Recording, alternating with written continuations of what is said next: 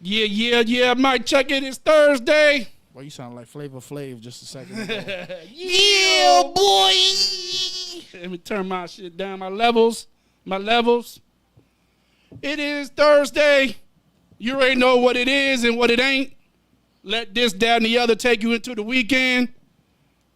If you are watching this on Facebook, YouTube, Twitch, that means the universe has brought you to us and us to you. It's only right. Don't fight it.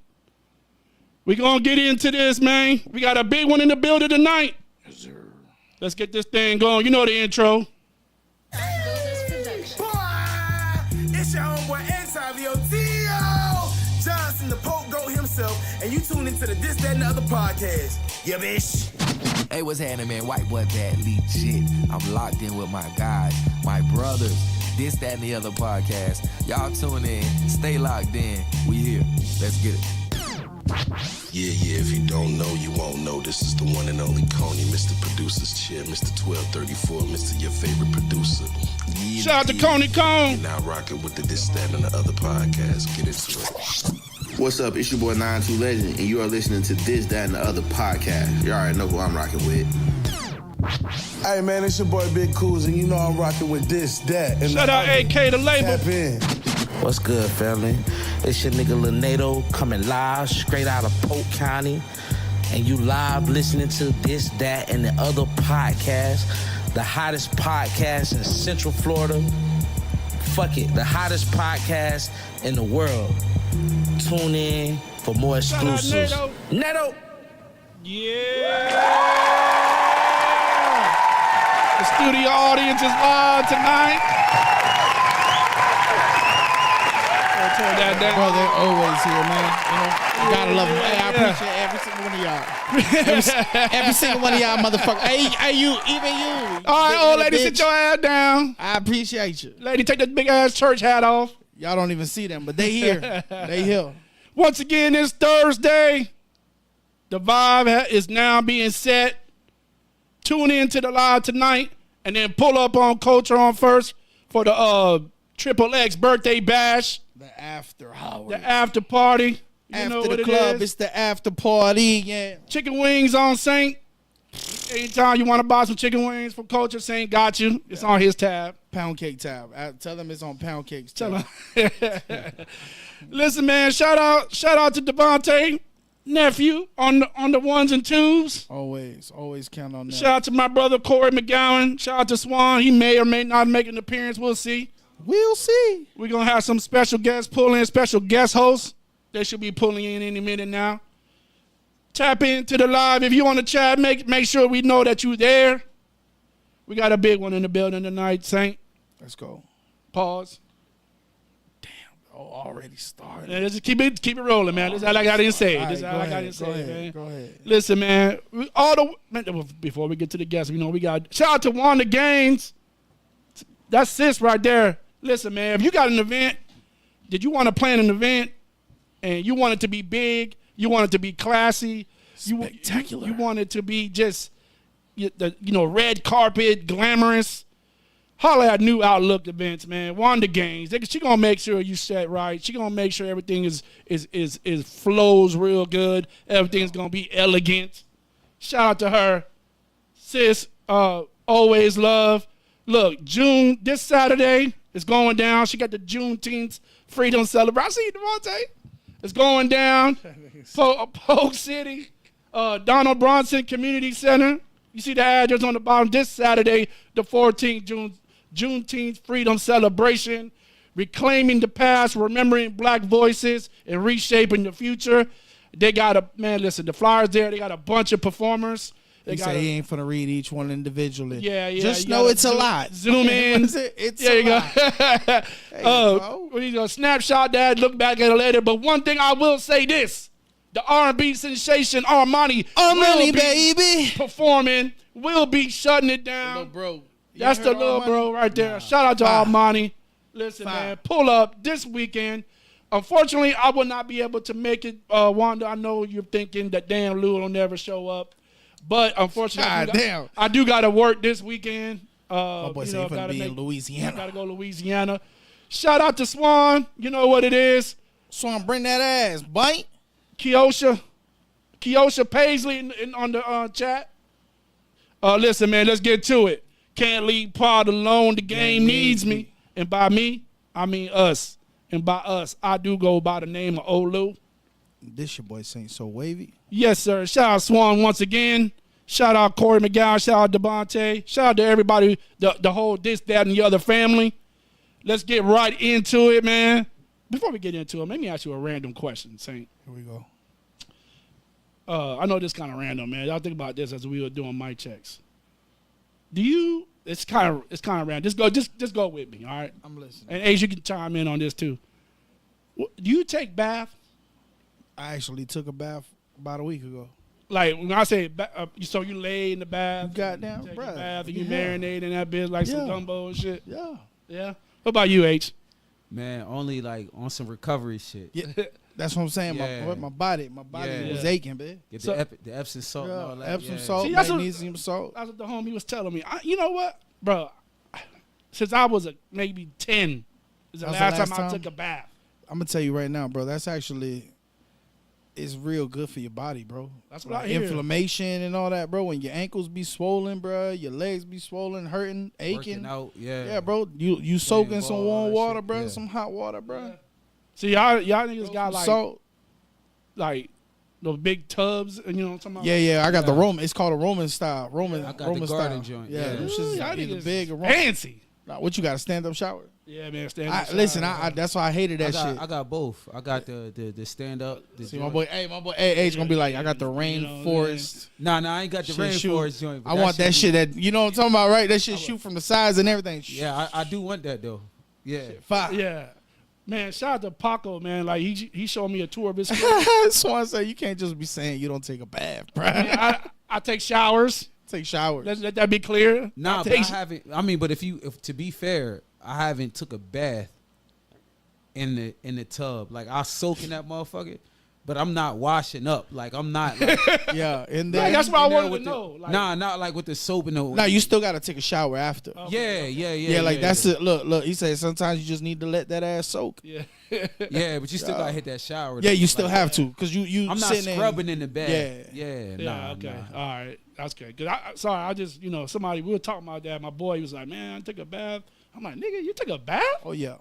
And then That's he's like, kinda- bro, you don't got one? That's kind of interesting, right? Yeah. It's What? like, Just the bro. conversation? Nah, like just Do men thinking- take baths? Yeah, like do men absolutely. really take baths? Like wash their ass in the bathtub? Yeah, like, you're Yeah. right. Sometimes you need to let your nuts like soak. No, I mean I hear you, but I don't think I don't remember the last age I was at when I took an actual. Like a bubble bath type shit. Yeah, like I'm washing up in the bathtub. Nah. You got the ambiance, got the slow jams going. No, when I'm soaking, But I soak in that bitch and be- watch. Yeah, I be on ESPN and watching some shit. Nah, bro, I watch really, Netflix. I had a candle on. I Yeah. be chilling. What know. say? Yeah, Be burning sage and shit. R&B. Just- Yeah, a little R&B, right? Yeah. So next house I get, I'm gonna make sure I got the bath over here, the stand-up shower here. Hey, Whitney for the walk in that bit like, what you doing? She ain't walking. I'm at the door. Lola, this is me time. That's exactly what I do. Yeah. Well, listen, man. Like I said, man. What you say? Going to make Phil's?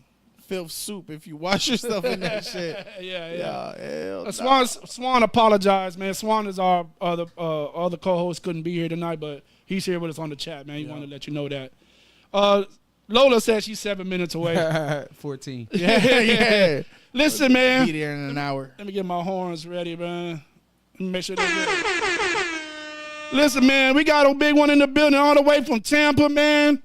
He is the founder of Loud on 7 Festival. He is the CEO of his own hat company, 302, right? Yeah.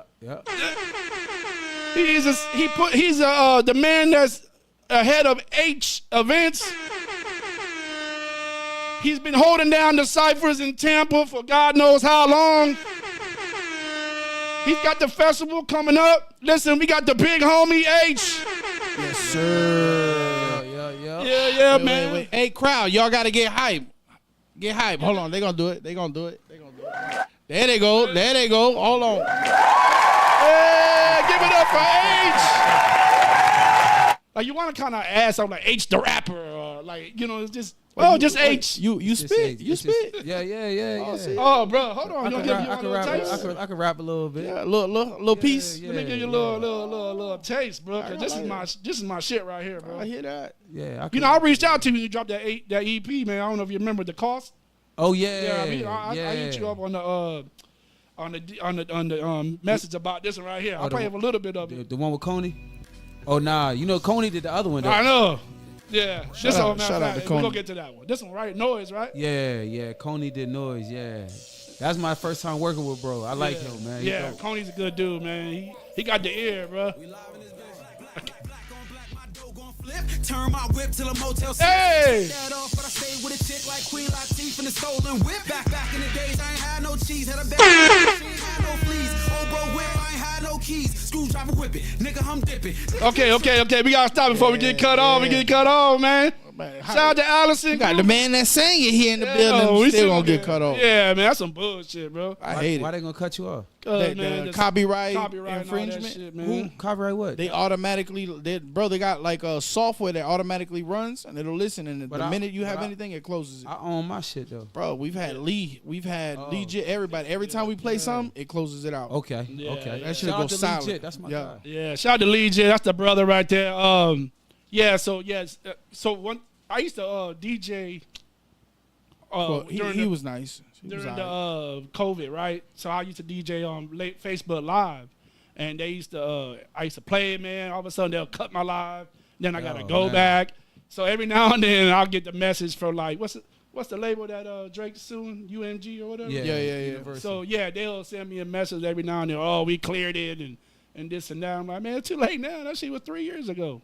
Man, that's crazy. So that's why and when we used to start the pod, we used to start off with a playlist every time. Yeah, we had a whole playlist to get the vibe, just to get the flow going. You know what I'm saying? But then they'll cut the live, bro, and then it's hard to try to get motherfuckers to come back. And I ain't gonna lie, I miss that shit. You gotta tell them to send you some unreleased music. Yeah, that y'all could play. That's not registered. Yeah, because when we had A back on here from Orlando, he ain't had no problems.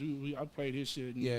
Some people that's not registered. That should fix that. Yeah. But listen, man, H, what's popping, my guy? Man, everything, bro. Just working, man. I'm gonna work. I work. I know. Cause we've been trying to do this for a while, man. I reached out to you. I reached out to you a few times about coming on the pod. So I met you in Tampa when I think it was T.O. performing or Lee. It was T.O. Yeah, it was T.O. That was the night that we all met. Avenue Blue, yes, sir. Yes, sir. I remember. That's when we met. And T.O., shout out to T.O., man, first of all, man, because... Yeah, he'll grab a bit by the hand and be like, come here. Yeah. Come here. What? Yeah. Come here. Nah, that's my guy. T.O. going to make sure we meet the people we need to meet. And so when he introduced me to you, he's like, listen, this is the guy you need to know. In Tampa, this is your guy. Yeah, that's my guy, man. I've been working with T.O. for a while now, and I think we might be close to like 12 to 15 on that. Damn.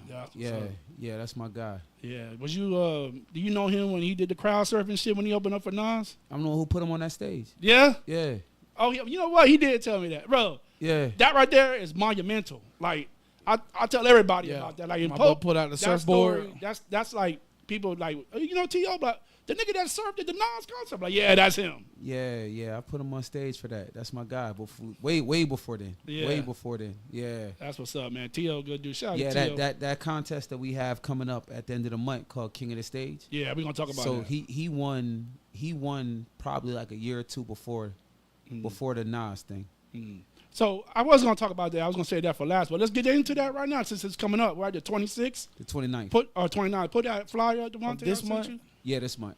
Yeah, shout out to Triple X. It's a Sunday on the chat. Triple X, what up? We're gonna come see you in a little bit, bro. You better, you better read your comments too. I left my demands in your comments, Triple X.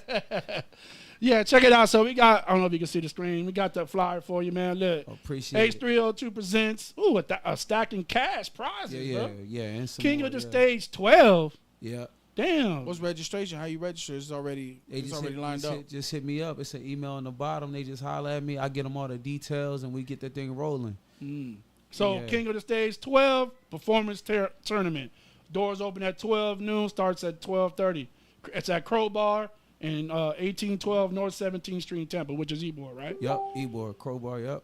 Wasn't Crowbar about to close or something? They closing next year. Next year? Next year. All right. For sure. They already did. Yeah. Talk about King of the Stage, though, man. The history of it and where it's at now. Well, I mean, I was running an open mic night for 18 years. So the King of the Stage was like our Super Bowl.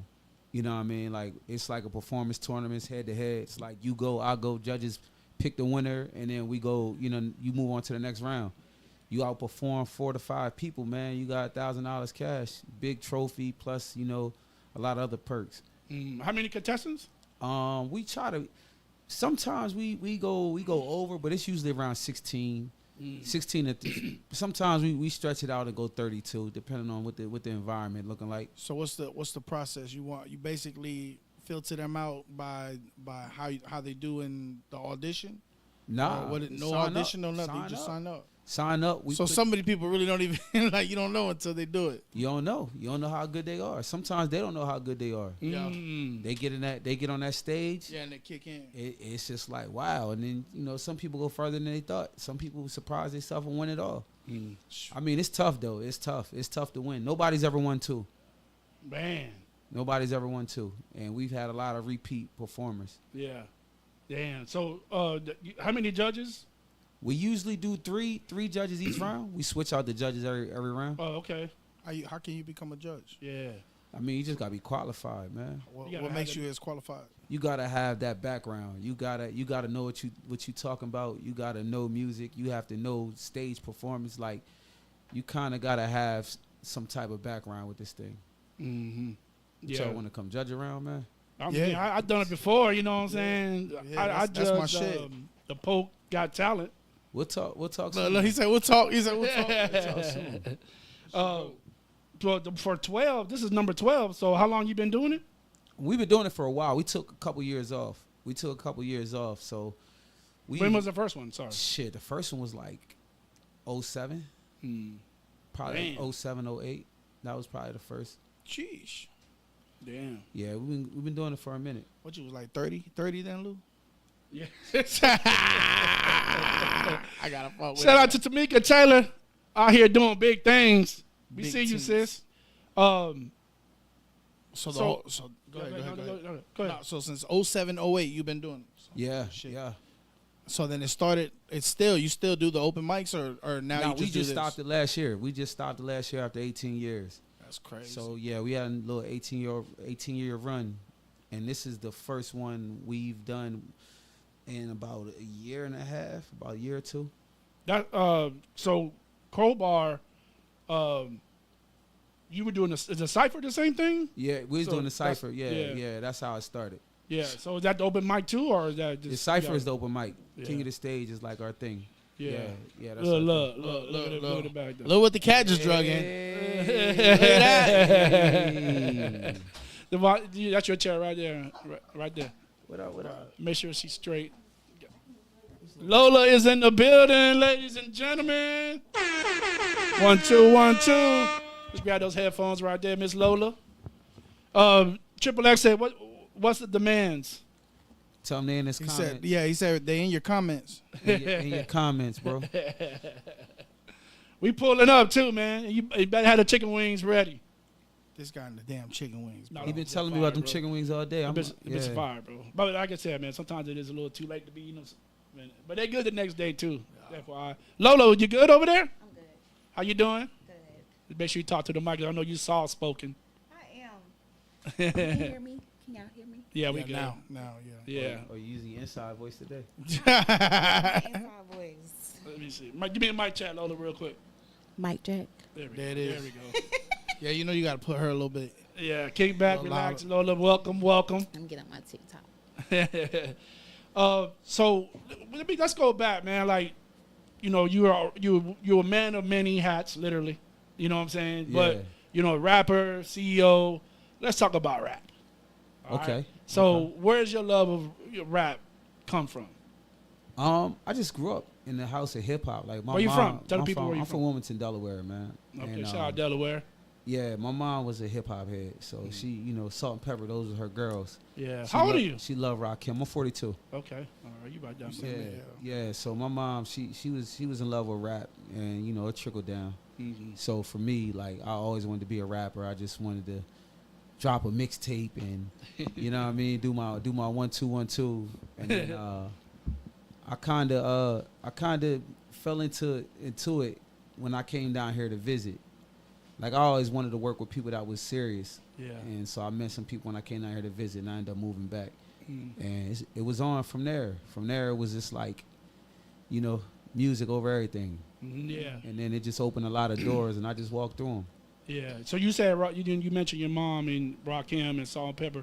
Who was like one of the first people like that you heard? You was like, all right, Rakim.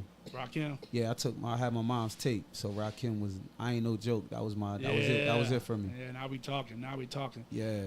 I just realized like 2 years ago, maybe 3, that I was listening to an interview. It might have been Drink Champs or whatever, and they mentioned the fact that Rakim never cussed in his raps, bro. Yeah. And I got to thinking, I'm like, damn, that's true. I never heard him cuss, bro. Crazy. Yeah. But Rakim is that guy, man. That's that guy. Yeah, but in that time, that era too, there wasn't a lot of cussing in cuss words, like what I'm saying, in songs the way they are now. You know what I'm saying? Like they were a little more censored than what they are now. I think when I come across a rapper who don't curse a lot, it shows me that, okay, this guy got something, because a lot of rappers use cuss words just for like filler words or. So like Will Smith's a good lyricist. Hey, don't sleep on Big Willie. Nah, I'm just saying. I'm asking you according to that logic, right? I fuck with Willie. Willie got it. Y'all ain't heard his new shit? I tried. No. Look at A's face. You ain't hear that like 9 minute. I'm not even gonna play that game. My boy hit the switch up and everything, yeah, bro. I ain't even gonna play that game, man. Like I'm not even gonna listen to it. I'm just I like to remember Will, like how no before then. Oh, you like talking summertime, about summertime? Yeah, that's the Willie I know, man. Like I remember Brand New Funk. Yeah. And I Jazzy remember Jeff. like the videos like Parents Just Don't Understand and Nightmare on Elm Street, and I remember like, man, it was just so like colorful, and like I remember it like caught my eye. Fresh Prince of Bel-Air, Will. Yeah. You know what I mean? That's Uncle Will. Like when people start talking about like Jordan for the Wizards, how everybody just be like, you know what I mean? Like, he still did his thing, but you know what I mean? Like he ain't no LL. You know what I'm saying? Nah. Look at his face. A lot of them didn't go out with grace, bro. A lot of them didn't. They did. I'm happy that like folks like the Locks and Jada Kiss and you know what I'm saying, like they're now starting to come back and like, man, fuck that. Like we still, cause Jada, brother, Locks just dropped that Red Bull freestyle. Yeah, they still lapped. They still got it. They still got it. Yeah, it's a lot of our legends that fall off, and they fall off bad for a lot of reasons. I think for them it's more like their style when they were rapping initially was ahead of its time. Well, I think windows open back up. The windows open back up for them. I'm glad because rap went a different way, but then like the resurgence of guys like Griselda, like he kind of opened the lane back up. Shout out to Griselda. Yeah. I tend to, and they'll probably tell you that I'm a old school. I'm an older rapper dude. Like I like the older rappers, like our generation of rappers. I think the movement now, like. If you look at some of these old rappers that still release shit, it's that fire, bro. Like it really like people move to it. Yeah, definitely. I mean, but bars came back. You know what I mean? Bars, that's what I'm saying. Bars, especially with the economy of not the economy, but like the Kendrick and the J. Cole's and the getting that front line headline and the Drake's trying to get into that realm. I think it's like they open that window back up. Yeah. Because it was that. That's why I was telling. Who was it? We was having to talk about how somebody said, "Oh yeah, rap dead," and I'm like, "Nah, it's not dead. It's just that mumble rap style, that like mumble rap shit. That shit's dead now. You feel me? That shit's. I'm glad. You know what I'm saying? Like that Playboy Cardi shit, and bro, I'm done. You know what I'm saying? Like it's going back into what rap really essentially was. You feel me? I definitely feel you. So. What happened? So Lola. Go ahead. Lola, we're going to talk to you for a minute. You good? Yeah, I'm You, good. you good over there? Mm-hmm. What's been going on with you, Lola? Just chilling. You holding down the nightlife? Trying to. You know, the nightlife messy. The nightlife is real messy. You know, so I don't go out that much anymore, so I don't know much about the nightlife, but I always look forward to you went live with what's my boy name? Hugh? Yeah, Yeah. you went live with him, and y'all were talking about the nightlife, and you'll post stuff every now and then, and I look forward to it because I don't know shit about the nightlife anymore. So like, what's going on with the nightlife that you feel like you got to get off your chest? The nightlife just not what it used to be anymore. Everyone want to have this position of where they hold some type of authority, and it's like it becomes very like messy. So, Yeah. that's it. But like, is it between the bottle girls and the promoters, or It's the bottle girls. And anybody that know me, I'm gonna speak my mind. It's the bottle girls. Yeah, and then promoters too, but the bartenders as well. We're not gonna leave them out. It's the bartenders, bottle girls, promoters. It becomes a little messy. I just feel like in the nightlife, people should have positions and they play that position that they are assigned to.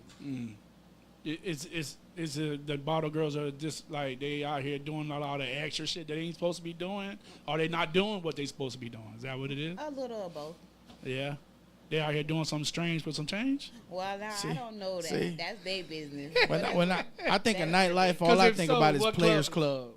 Remember Players Club when what was it, Diamond came in there? Yeah, but that's a strip club, so it's a little different. I mean, it's the But- same shit. It's No, nightlife. But that's what I was That's saying. true. Like, It's always stuff behind closed when doors. I started versus now, Yeah. it's a whole different Yeah. outlook on things. Like, we literally just bring your bottle, give customer service and leave. Now it's like, and I'm not even gonna say the bottle girls because I seen a video. A bottle girl literally brought, did what she had to do, and then you hear in the video, oh, you ain't gonna shake your ass. Oh. I just automatically. At this point, she don't have to. Yeah. But it's like, have some type of decency, some respect. Like, if Right. that's your sister. Yeah, or that's more. somebody, like, Yeah, that's what? more like the clients. You feel me? But that's what I'm saying. It's not really, the girls don't. My mama always said a man finna do whatever a woman lets him get away with. So, if they put a stop to it initially, it'd be dead. But the thing is that a lot of times they don't, because a lot of times they more focused on that cash. You feel me? But it has become a thing now. Yeah, like it's a common It's a like. thing now. So it's like, okay, now if you go to Houston or something, them bottle girls literally side to side. Yeah. They still getting tipped though. Yeah. Yeah. Yeah. Versus, oh, let me get and do a handstand or whatever. Yeah, like you doing too much. But you know what I mean? Like, it's like you don't have to. You choose to, and you still. It's just like, I don't know. I mean, the way I'm looking at it like that, shit, that means you got classy women and you got ratchet women. You feel me? So I would think there's classifications when it comes to bottle girls too. You feel me? You got them bottle girls that really like you finna pay to look at this. Like, just because I look good and I'm here looking nice, you know what I'm saying, with a bottle, that's what you paying for. That's all the luxury you getting. You feel me? And they know their worth. You feel me? Like, they're like, shit, you finna break me off a tip like that. But see, that's But how then it you got was other back ones in that's the like, day. yeah, you got other ones that's like, nah, I'm finna shake some, you know what I'm saying? I'm gonna shake some ass. He might give me a little extra now. All right, well, you do that, shorty. Like, that's it your was business. like that back in the day. However, I feel like also is the YNs, y'all want to call Yeah. them. That's what I was going to The ask you. YNs, Yeah. They have become they're very disrespectful, and they Yeah. just feel like they feel like women are just Can be bought. ornaments or Can be something. bought. Yeah, so it's You know like, what it is that they think that women can be bought. That's what really, when it all boils down to it, that's the root. Right? So y'all remember when that phase was going all over Facebook, and so I got $40. Who need Yeah. $40? Like, and realistically, bro, you fall into some of them comments just to read the comments, and you see a lot of them like, a lot of shit. people need $40. Yeah, I'm like, damn, dog. Like, you know what I'm saying? So I'm like, damn, dog, $40, dog. You feel me? But I remember that. but that Those comments are shows wild. you. But that shit shows you, right? That shit shows you that the culture's already being created that it could be bought. Yeah. There's a price tag on it. And you know, these YNs, you know what I'm saying, to them, y'all, I know y'all seen the little cash challenge where all these little YNs got all the money like we used to do back in the day in the old videos where, you know what I'm saying, Migos used to answer the phone. Now you got all these YNs doing the little 100, straight 100 challenge. So they got the bread because they doing what they doing, you feel me? Mm-hmm. So they go to a club and they buy $1,000, $2,000, $3,000 worth of bottles because they got it. Mm-hmm. They feel like, shit, I'm finna spend change. I'm expecting what I'm dropping. You feel me? You paying $3,000 for 6 bottles of $30 vodka. You feel me? Like, but okay. So that level, that bar has been set to where they feel that they can. There's a number for you. You feel me? There's a price, and a lot of the females they go with it. Yep. And then they like the YN see the girl, you know, the way they dress, you know what I'm saying, got the cheeks hanging out or whatever, and they think they can, you know, just because. So you used to, when you used to go to Hooters and eat wings, since you're such a wing guy, yes, you used to see how they wear or shit. What's the other one? But let me stop. Just because someone wears something does it's not an invitation. Mean you can do what you want to do. Correct. It's not an invitation. That's why I was just about to ask. I'm like, what do you? No. It's not. Yeah. That don't mean nothing, bro. Self-control. Yeah. Well, that's a long story right there. You know. See, but that's what I'm saying. That's the culture that's created. You feel me? That's really the culture that's created. If the culture is created in there to respect them, and you're not gonna come at these females like that, and then not only that, but have that conversation with the girls and be like, y'all gonna carry yourselves a certain type of way. Mm-hmm. Like the minute you cross that boundary, you're not gonna be part of this, because this is the expectation. Right. We not selling cheeks, we selling bottles. You feel me? Like, y'all stop mixing it. This is, you know what I'm saying? You do your OnlyFans away from this shit. That's your side hustle. But that's what I was telling a young lady the other day. Or I think I even said it on the thing with Hewitt. When I was a bottle girl, we literally had security walking us through the crowd. Like, even if somebody touched us inappropriately, they were thrown out. Yeah. Like, it's the level of respect. Now it's like, okay, I seen him touch her in a kind of way. Okay, I'm going to turn my back. And it is what it is. But, yeah, I had to leave Tampa. like that. Old Hillsborough County? Yeah, it wasn't H me. events. What H? No, it ain't. He says, just want to put a disclaimer out there. Yeah, this had nothing to do with H events, not at one of my events. Yeah, but no, I still live like I'm all about respect. Don't disrespect me, because now you're gonna see another side of me. I'm nice, I'm quiet, a little low key, but I got another side of me. So do you think that the bottle services now is more lucrative or less lucrative than what it was back then? You can make more bread now? No, still about the same? Let me stop. No, I don't. I'm gonna say because back when I did bottle service, literally our events, mind you, let's start with the sections. Our sections was 10,000. That's crazy. 10,000, 5,000, 2,000. They were like that. Now they're 250. The girls are not getting. They're not getting. You got 10 niggas in that one section. They're not getting percentages off their sections. We were getting compensated for our sections that we sold. We were getting compensated for the bottles we sold. We were getting compensated for our outfits, travel. Me going to Orlando, I was getting paid to go. Yeah, like gas. Yeah. It's travel. So now I feel like no, because now it's like they paying for their bottle outfits. You're already in debt. Yeah. Now your base pay already took care of your outfit. That's true. It's true, because when I met Tiny, like, she was a bottle girl in Orlando, and literally, bro, she was definitely bringing home like $800-900 a night. That's a slow night. And she was really like rocking, like. That's a slow night though. Yeah, that's crazy. I'm saying every week, bro. Yeah, every week. That's real. And I used to be like, wow. And just imagine, we got All-Star Weekend, Classic Weekend, Super Bowl Weekend. God knows what he did when he made me a man. Let me ask you, Lola. So in the H2, so like private events, like what's worse, being a bottle girl at a club or a private event? Club. Because most of the time, private events, you know these people, or you know someone that invited you to those private events. That I'm gonna speak for me. I don't know about other girls, but mine, they're always like, they're secured. Yeah, I know, yeah. People they're gonna have some act right. Yeah. Everybody gonna have act right. I don't do house parties. I don't do nothing like that. You don't do what? House parties. Speaking of house parties, I heard some stories about some house parties that was put on by one guy that we all know. Who? T.O.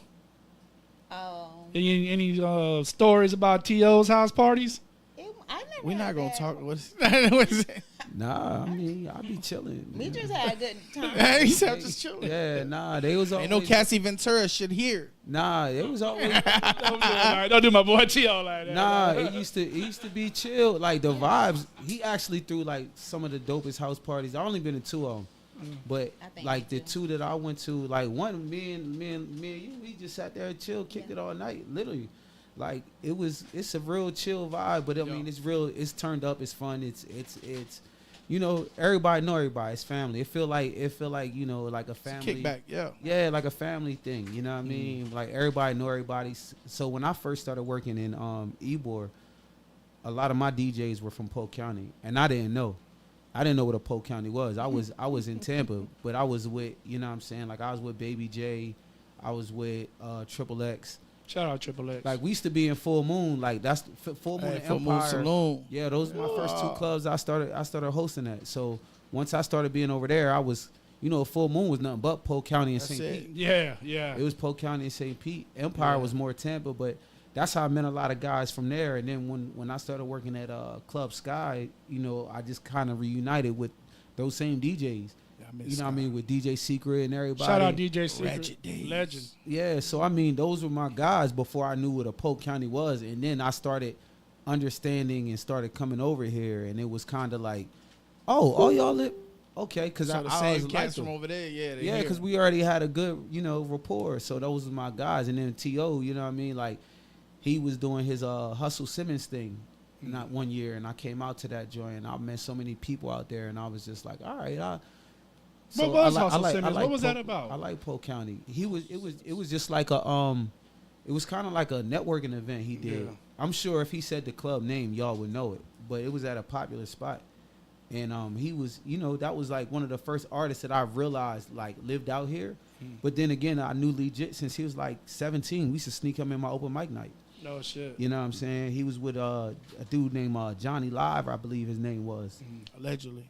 Yeah, that was his name? No. I'm saying that allegedly you used to sneak him in when he was 17. Full Moon clothes, everybody grown. Everybody. Statute of limitations, you know what I mean? Shout out to Nug Jones Comedy.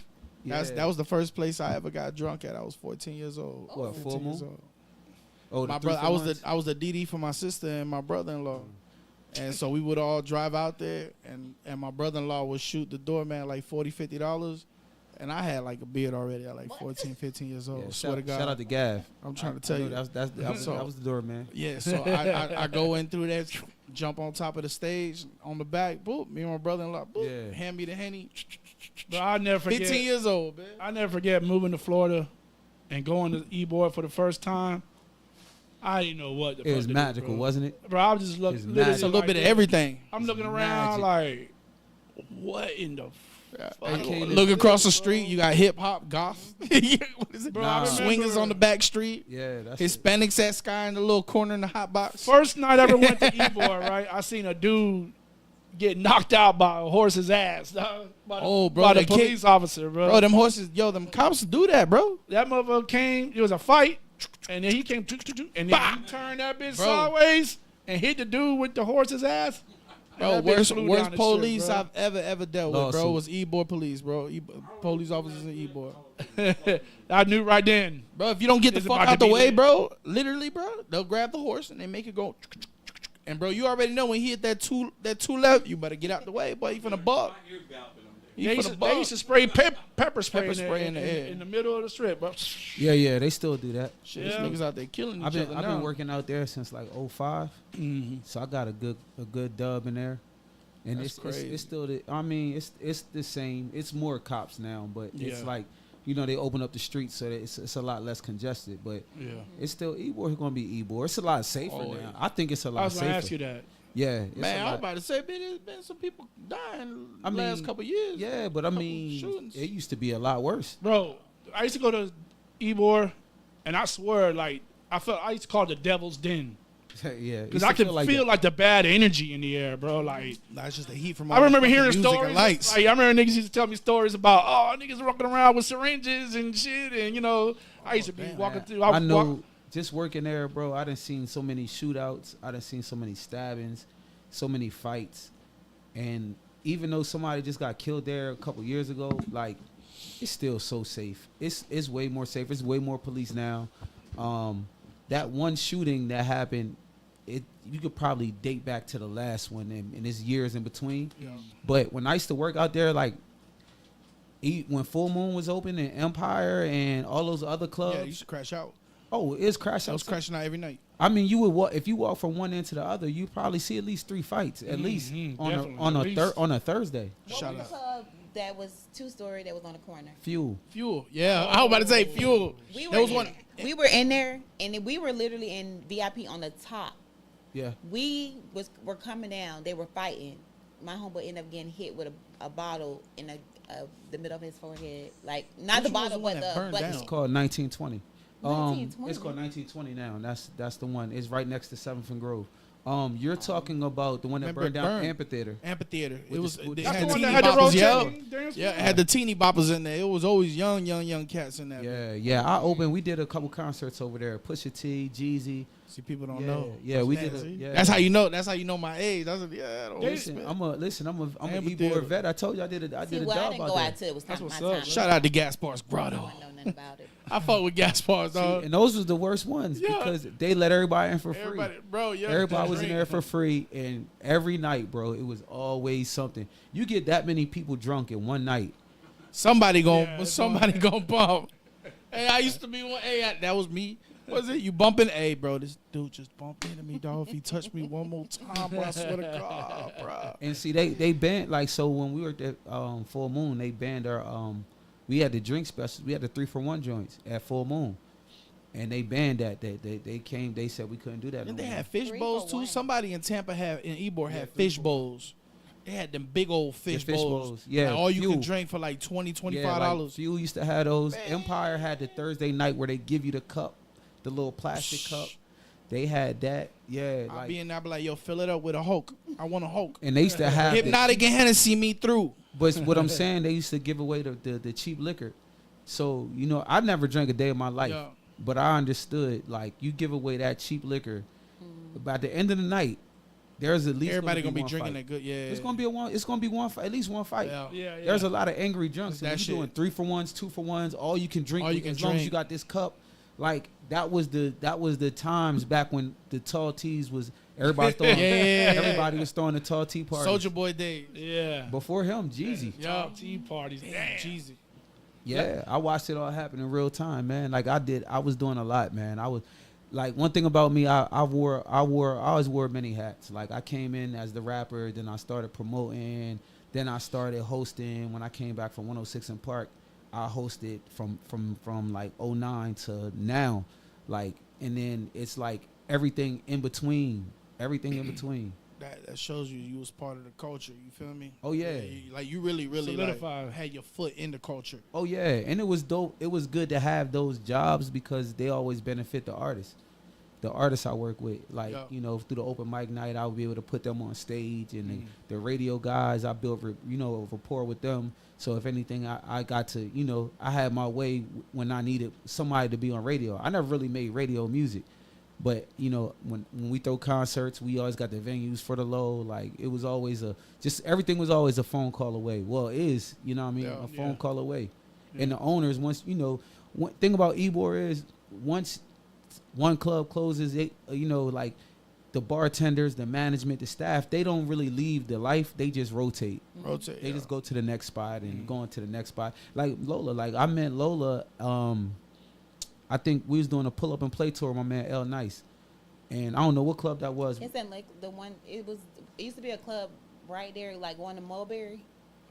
Like a wooden club. Yeah. It was a lot of wood. Like going, it's on the south side, like, you know where the Yeah, I know what you're talking about, on the right hand side. Yeah. It was called whatever it was called. Something Joe's or some shit. I know what you're talking about. But this is what I'm saying about the entertainment life. Like, I met her. She was working for a magazine company. You know what I'm saying? And, you know, through the years, like, we stayed in touch and we stayed cool. And, you know, now she has her own, you know, bottle girl service and, you know, does a plethora of other things. You know what I mean? And it's like, we walk into this game as one thing and we walk out as another. But in between, we do so much because we're familiar with the territory and the people. Like, you can't tell me a promoter that's been in this game for a long time and we haven't ran into them. And if you have, they ain't been active. They ain't been really doing nothing, you know. And it, whether it's from here or for Tampa, like, we can make a phone call and say, yo, you know this guy? And they're going to give you the whole backstory. So, like, when you're a solid individual, you're going to be solid through the years if you know what I mean, as long as you're doing good business. How long you see yourself doing that down the line of business? Man, I'm a lifer, bro. Yeah. I'm going to die on this hill. Yeah. Yeah. Shit, my niggas out for the die on this hill, bro. Yeah, I'm a lifer, bro. Like, I've been doing this since I came to Tampa. So, you know what I mean? I don't see me now. You meet great people, bro, doing that. Yeah, Like, yeah, but I build mean, great relationships. I'm passionate. I do good business, and I want to see the culture move forward. I'm not a person who's stuck in the past. I'm not a person who follows rules. Like, I make my own, and we do what we want to do. Like, we create. Like, we don't have to ask somebody to be a part of their movement. Like, we kind of create our own movements. Yeah. We have enough friends and enough originality. Like, everything. Like, I have all types of things that we do throughout the year that other people has never done. Like, even in a promoter space, it's just new ideas, and we get to do it because we have the power to create. I want to know more about Loud on 7th Festival, man. So Loud on 7th, it started when I was really in my rap bag, and I used to go to A3C in Atlanta and perform every year. Shout out to Kels, you know what I mean? She one of my first producers. She was on the panel, not the panel, the whatever they call it, the team that puts it together. Committee or something. Committee, yeah. Mm-hmm. So she would always, you know, make sure I had a stage to perform at. So I would go up there, and one year we went up there, and it was like 20 or 30 of us, and we was deep, and like, everybody's just going to support their homies at all of these venues. This was when it was centralized, and I was just like, why don't we have this in Tampa? Why are we driving 7 hours when we got the same layout? Like, I'm one of them people. Like, I'll go and look at the layout, look at the structure, see how it's put together, because it's interesting to me. So once I realized it, like, I had a meeting with Buckwheat. They used to work for 94.1. Yeah, him and DJ Shism. We had a meeting about putting together a showcase, and Buck was like, "Yo, why don't we do a festival?" And I'm like, "Bro, I've been planning this festival for 7 years," and I slid on my phone, and he was like, "Man, I've been planning this for like a year. Let's do it." And I was like, let's wait till next year. He's like, nah, let's go. We got 9 months. Let's put it together. So we put it together, and I'm glad I took his lead, because we ended up doing it. Our first year was 2019, and if I would have tried to do it in 2020, it wouldn't have went down because of COVID. So, you know what I mean, we had that year of 19 to establish it, and then in 20 when we bought the hats. And that's when the hat company spawned in 2020, because we couldn't have the festival to sell the merch. So, you know, that was a blessing in itself. Yeah, that's a fact. Man. Yeah, bro. But I do notice that when you do stuff like Crowbar, the ciphers, you do seem like you do a lot for the artists. Yeah, because I know what it feels like not having not having the things that you need that other cities have. That's normal, right? Mm-hmm. So a lot of things that they have, like open mic nights that are dope in dope spaces. You go to New York, you go to Miami, there's 1,000 of them. Yeah. You go to Tampa, and it's like 1, 2. Right. And everything else is like thrown together. So that's one of those things that I was kind of like gun-ho. So then when I started working at the clubs, it was like, all right, we don't just have to do the open mic. I can actually put y'all on stage at a regular club in front of regular people who may not have heard of you. So then I took a job with a concert company, shout out to World ENT, and I was working with him and Vibe Nation at the time, and they were doing concerts, and and my stipulation to come work for them was, 1, I can perform whenever I want to perform, and 2, allow me to get artists that can sell tickets to perform. and that worked. So we was putting people like putting opening acts in front of these sold out concerts. Yeah, and Vibe has some names. I was working for them, bro, and I mean that's how I got to open up for a lot of artists myself. So you know that was a blessing in itself. So everything I do, I kind of want to make sure that artists are represented and we can be on different stages. And you know, I try to educate them and put them in front of people like Lola, who knows a 1,000 people who I don't know, and you know. Everybody around me knows more people than I know. But, you know, to me, I just want to know the people who know the people. Yeah. It's better to know the people than, I can feel that. Yeah, your network, man. Yeah, man. So, with you being an artist, man, there's a question that we ask every artist that come on here.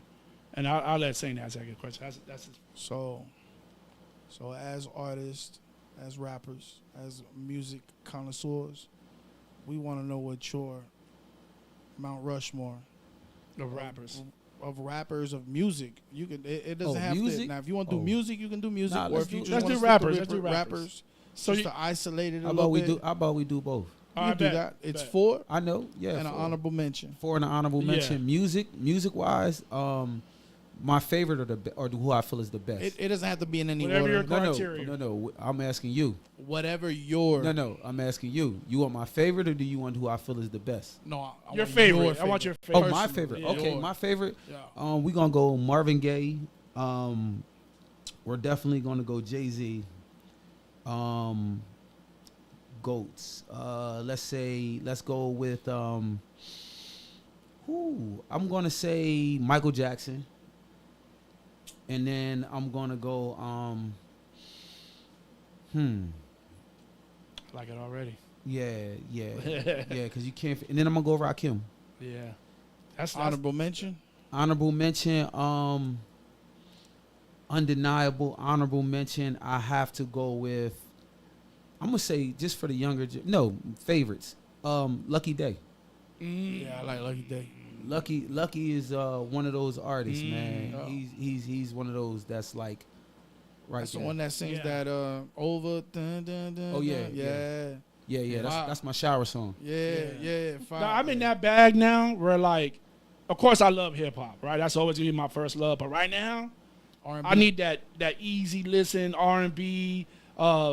This Blast is one of my favorite artists right now, bro. Like Blast. Leon Thomas, favorite artist, man. His guys album like is actually really slept on. Who? Leon Thomas. Yeah. Because even the Mutt song is like one of the worst ones on the album, and he has a fire album. Mm-hmm. So like it's a chick named Elena Baraz. She is phenomenal. She got a song with Nas on her joint. But y'all ever heard of bro? Elmine? No. Is it Elmine or Elmian or it's ELM? I'll put y'all on. Yeah, 5. put me on. Yeah. 5. So like I'm a R&B. Like yeah, I love R&B. R&B is my thing. What's that artist's name? Elena Baraz. How you spell that? Elena? I've heard. I'll send you the joint. Yeah, she's fire. Yeah, you gotta send me that. No, super fire, super chill, super different vibe. She gives me like Claudia. Rodrigo. Damn, what's her name? Claudio, whatever. Claudia. Rodrigo or something? No. Sabrina Claudio. We gonna say shout out to Tio for giving H his flowers. Yeah. He said, "Damn near anything epic I ever did in Tampa was courtesy of H." Oh man, that's what's up. That's love, my brother. Yeah. That's love. Okay, hold up. Mount Rushmore of rap. Let's talk right now. Active. Oh, active. You active right now, or okay? No. Who you think the greats are? Okay, I'm gonna say the ones that I listen to the most. Go ahead. Okay, so I'm gonna go. Hove always gonna be on my list. He's number 1 on my list. That's this guy's number 1. Hove is well, number Biggie 1. then is Well. Yeah. I think Biggie would have been what Hove is if he would have lived. Yeah, I agree 1,000%. So I think I'm gonna go him. I'm gonna go Beanie Siegel. I'm gonna go Griselda as a camp, except for West Side. I do not like West Side. Yeah. Is that the one that makes all the noise? Yeah. Boo. I'm glad you said that, bro. I'm glad you said that, cause I fuck with that crew, man. Benny the Butcher's fine. And I'm not saying he's fine. He's not. I'm not saying he's whack. It just the voice, the sound effects is like. But you know what's crazy though? Too much for me, bro. It's what makes him. Right. Like you hear that, boo, boo, boo. You already know it's West Side Gun. You feel me? You know it's him. It's just the voice tone. It's his calling card. And number 4 is Kendrick for me. Number 4 is Kendrick for me. And honorable mention. Drake. Honorable mention. Nah, he don't fuck with Drake. You don't fuck with Drake? Drake. I do like Drake, but I like Drake in his R&B Old bag. school. I like R&B Drake, like Redemption. And Family, you know what I mean? Family, what's it called? Family Matters or something? Family Ties or something like that. Yeah. But yeah, I fuck with that. yeah, I like that Drake. I don't like the tough guy Drake. Yeah, the black on black. Yeah, but it's kind of and I say Kendrick. I definitely say Kendrick. I was always a Kendrick fan. Yeah. Since I think Overly Dedicated. So that was one of my ones, man. But those are good questions. I like that. Yeah. I like that. But R&B definitely, bro. If y'all got Spotify, I'll share y'all some of my playlists. Please do, man, because I'm in that zone right now. Like, I listen to the older guys in hip hop. Like some of I can't tell you none of these new dudes' names, bro, and where they from and all that. Because I'm in the old school vibe when it come to hip hop. Of course, especially when the old dudes make new music, I'm on that. But I'm on the R&B tip right now. I hate 98% of it. Really? I love it, bro. Especially when they do it right. I don't feel like any of them's done it right in a long time. Nas the exception with the Hit Boy series he did. The God's Disease. The no, King's Disease. I'm saying King's the whole Disease. the whole four joints that he just did. The whole series. Like that series was dope. The last one was the best one. I'm very particular with rap, bro. I'm very particular with rap, and like I'm definitely like the older guys. Like the Carter 6 hurt my heart. Okay, so now we're here. Now I was just ready to say. I give it like a 6 out of a 10. I gave it 5 out of 10. See, like it started real. I was like, ooh. You know what? You've been posting something about it. I just appreciate the vat. Like he literally showed a little bit of everything he's done, like his catalog, but I don't feel like it was his best work. But you see, by far, I think that when you think of Wayne, it's like when you think of Jordan. Yeah. Nobody wants to think about Jordan with the Wizards. Yeah. But like Wayne never grew. Damn, he just made a real bro. Like you just sat there and said, "Damn, bro." Like you really did. Yeah, because you think of Wayne and you think of the good times. Like it's like mixtape Wayne. Mixtape Wayne. It's like when you think of your ex, like your favorite ex, and you like, damn, I miss her. But then you think about like, oh nah.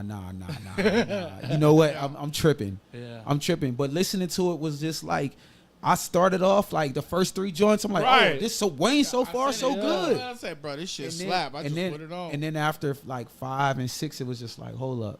But by the end of it, I was just like, oh man. Well, my boy went from Andre 3 Stacks to Flute Andre. I'm just like, okay, so I'm looking at the lineup, right? And I was okay. So I listened, like you said, the first 2. The intro, of course, classic, sound like classic Wayne. You know what I'm saying? What T.O. I gotta go back and look at these chats from T.O. Get man. together, rapping the act that my dog pull up for me. He said shout out. He said shout the fuck out to Lola. Yeah. Shout out to T.O.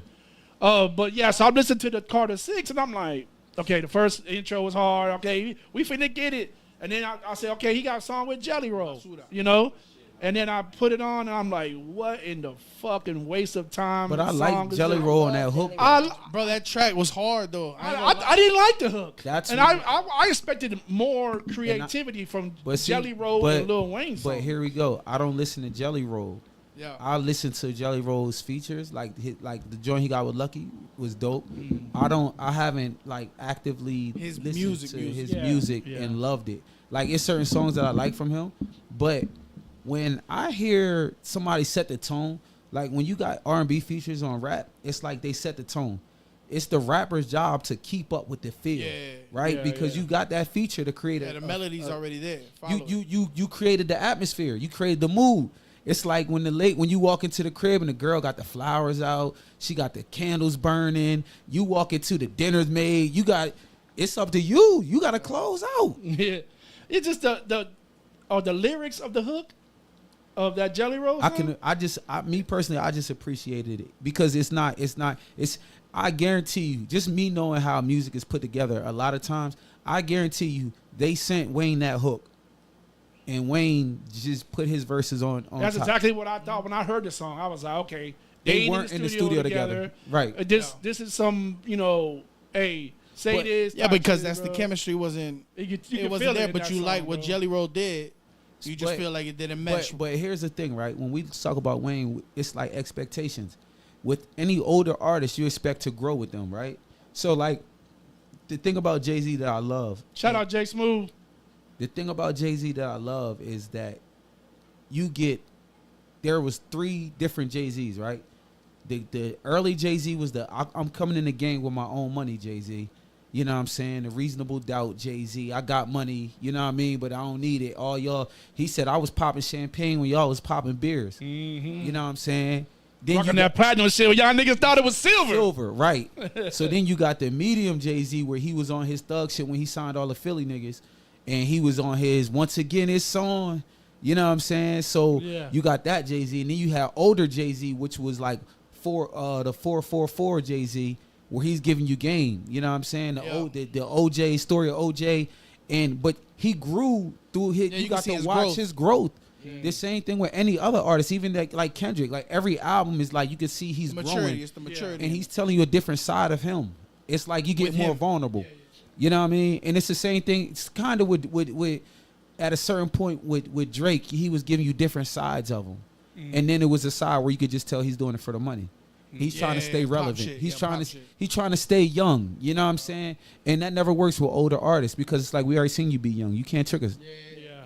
Yeah, especially when you was young, you was trying to talk on grown man shit. Yeah, but like when you young, you came in the game talking about how girls used to dish you, right?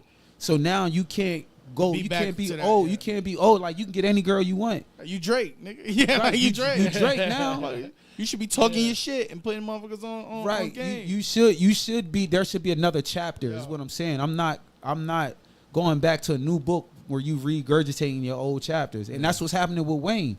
And that's what happens. That's why a lot of artists fizzle out. So when I say a lot of older artists doing a thing, it's just kind of like they're just rapping. I need somebody like, to me, an older artist that I love is 2 Chainz. Yes. And 2 Chainz is almost 50. Yeah. You know what I'm saying? Like as much as I don't like Kanye's music, I mean like Kanye, I can appreciate his music and how it always changes and as weird as it gets, it's like okay, but it's not the same thing. Yeah. See, I don't like Kanye's the newest shit. I think after Pablo, I don't. Yeah, Pablo was my last one too. Yeah, it's like, bro, even Pablo was. I was like that in the beginning. Yeah. I went back and I was forced to listen to it on a road trip, and I was like, you know what? I ain't gonna lie, Vultures had a couple bangers on it. But I'm saying that's a couple. But that's as not opposed Kanye. to his old shit where you just hit play and let it ride. Yeah. You fuck with Joyner Lucas at all? I can appreciate Joyner. Yeah. I can appreciate I like Joyner. Here's my thing. I hate overly rapping rappers, right? But I can appreciate creative rappers. Yeah, storytellers. His creative. He's a dope storyteller as well. But it's a thing about him that's so creative. Like he'll like that backwards rap shit he do. Yeah. It's creative. Like all his videos, fire. He has the best video catalog of all rap history. And it matches the song. And the story matches the visual matches. Visuals make you want to go listen to the song. Who? What? Joyner Lucas. Oh yeah. He has the best, literally hands down. There's nobody like fucking that Happy him. Birthday track where you singing to the stepson. Well, it wasn't even stepson. Bro, it's a lot of them. But I don't like overly rapping rappers like Big Sean. I think Big Sean is one of the best rappers that's underrated. But he's short and shit. But I'm just saying he can rap. Yeah. He can rap. Mm-hmm. He's just corny. So like people don't really give him his props. I always say he's underrated, man. Big Sean, I fuck with Sean. When I hear him rap, I'm like, damn, that motherfucker. He put a lot of words into like that bar. Nah, but what I'm saying is like freestyle. But I love it though. Like damn, you can rap, but am I gonna play your music? Yeah, it's like Wale. Like Wale. I like Wale. Wale's lit. No, I fuck with Wale. I fuck with Wale, but the majority of people seem like don't Wale really is a rapper, a critical thinking rapper. Like no, but here we go. I don't like all of Wale's rap. I like Wale when he gets with those features, them R&B. The R&B features. That's the bag. That's my shit. That's the bag. That's the bag I like.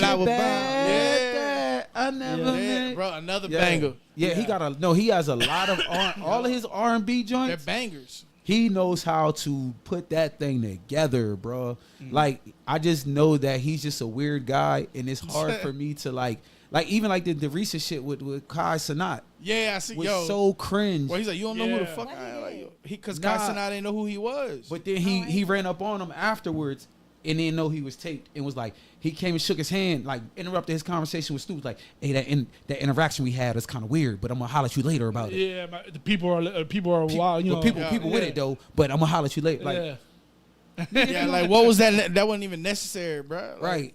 And I think that's what hindered his career because he did a lot of bitching and complaining. But that was his problem on Yeah. Maybach, and a lot of artists that I knew that were affiliated or on that label that was their thing. They didn't really fuck with him because he was like such a weirdo but he made such good music. It was like a good investment. Yeah. But Wale is one of them artists, man. I think that once he gets older, he'll be able to pull off them old school tours, like how they running all the old school R&B. Right. He's one of those, like if Ja Rule would have played ball, how Ja Rule should have been.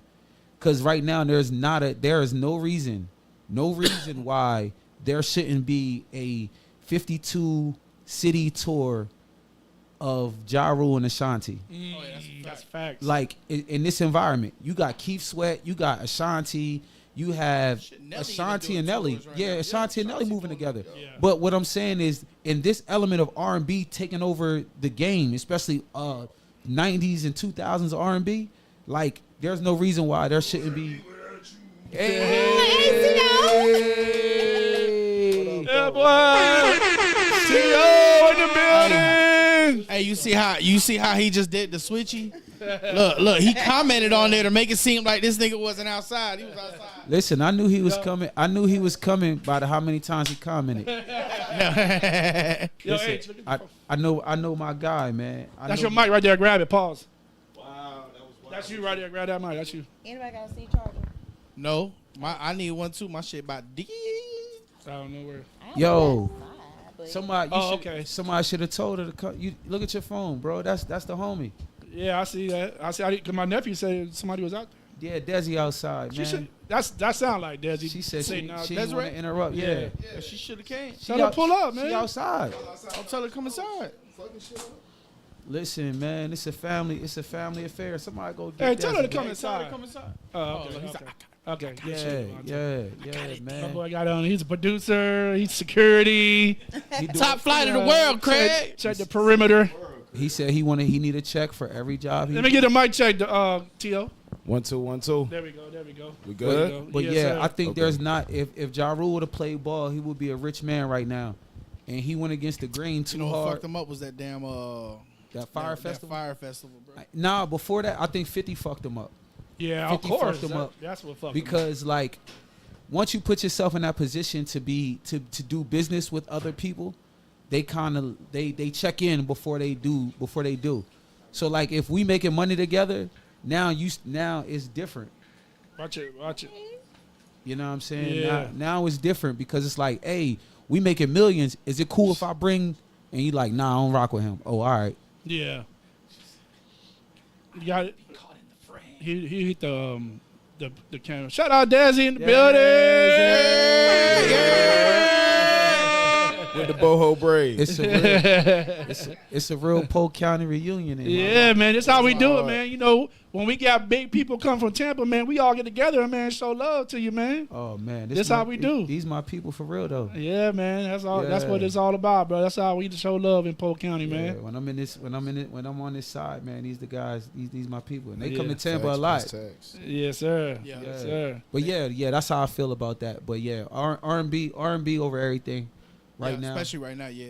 Yeah, man, and it's a lot of good artists that's, you know what I mean. But Lucky, that's why Lucky made my Mount Rushmore. I'm gonna say, y'all got Spotify? Yeah. I got both Apple and YouTube Spotify. music. Okay, so I'm gonna send you some playlists, bro. Yeah, I fuck with it, man. I always want to know new R&B or people that I don't come across. Yeah, 'cause Like everybody one listen chick to is is dope. 90s shit. I always say that when we talk about R&B. Old ass nigga. When we talk about R&B, I bring up this chick, Snow Allegra. Oh, I Snow, fuck with that's my Snow. joint. Oh, yeah. I I want like you Snow. around. I like Man, slow. that whole album was fire, bro. I said, hey, Alina Baraz, I do got a lot of her shit. You do? Yeah. Sabrina Claudio, I got a lot of her shit. I fuck with Sabrina. Yeah, bro. Bro, that's right. Yeah. Hold up. Bro, that Fantasy, shit be Alina so Baraz? What you listening to right now, Lola? Look, That's what I want. You ain't listen to no music? City Girls. Oh, I don't. No. I really don't listen to stuff like that. Cap. I'm more. Let me go to my playlist. Come on. Cap. Yeah, What pull you it. listening to? I promise you, I'm glad I don't. Like I said, I like Blast. Yeah, Blast is I hard, like man. Khalid. Okay. I like him. Who? Khalid. Khalid. Oh, okay. Oh, Location. I forgot about Friday, man. Oh, no. Friday beats. Friday too. Sliding. Friday. I He love stepped it up with that last album. Second album. Yeah. Sophomore album. And That there joint you go. The joint with Meek. Prime example Man. of what you said of Growth. change and growth. And you see the difference in the music. I'm from gonna one tell y'all who y'all to the sleep on next. too. Smino. Oh, yeah. Smino. Y'all I know fuck about with Smino. Smino? Yeah, I got Smino on my shit. Man, nah. I like Smino. Nah. Y'all sleep. I was telling them Yeah, about I'm this sweet. dude named El Mean. I don't know if y'all know. What is it? El Mean? I think it's El Mean, bro. But see, like fire. Smino dope on some things to me. Okay. But I like my singers to sing, bro. Yeah. I like my But singers. Smino like, more of a lyricist too, like, though. yeah, no, I That's- get what you're That's saying. the El Mean cat. I'm telling you, that's a what's singer. what's bro D Smoke brother name? Oh, I like D Smoke. Sir, bro. That's his brother? That's his brother. Oh, Yeah, shit. that's his brother. Shut up. He bro. didn't put that Yeah. out because he ain't wanted to overshadow what he doing. But what I'm That's saying is, crazy, I was listening. bro. I got a story about that too, by the way. 'Cause I like D Smoke. I was listening to a lot of Sir, not knowing it was Sir. Yeah.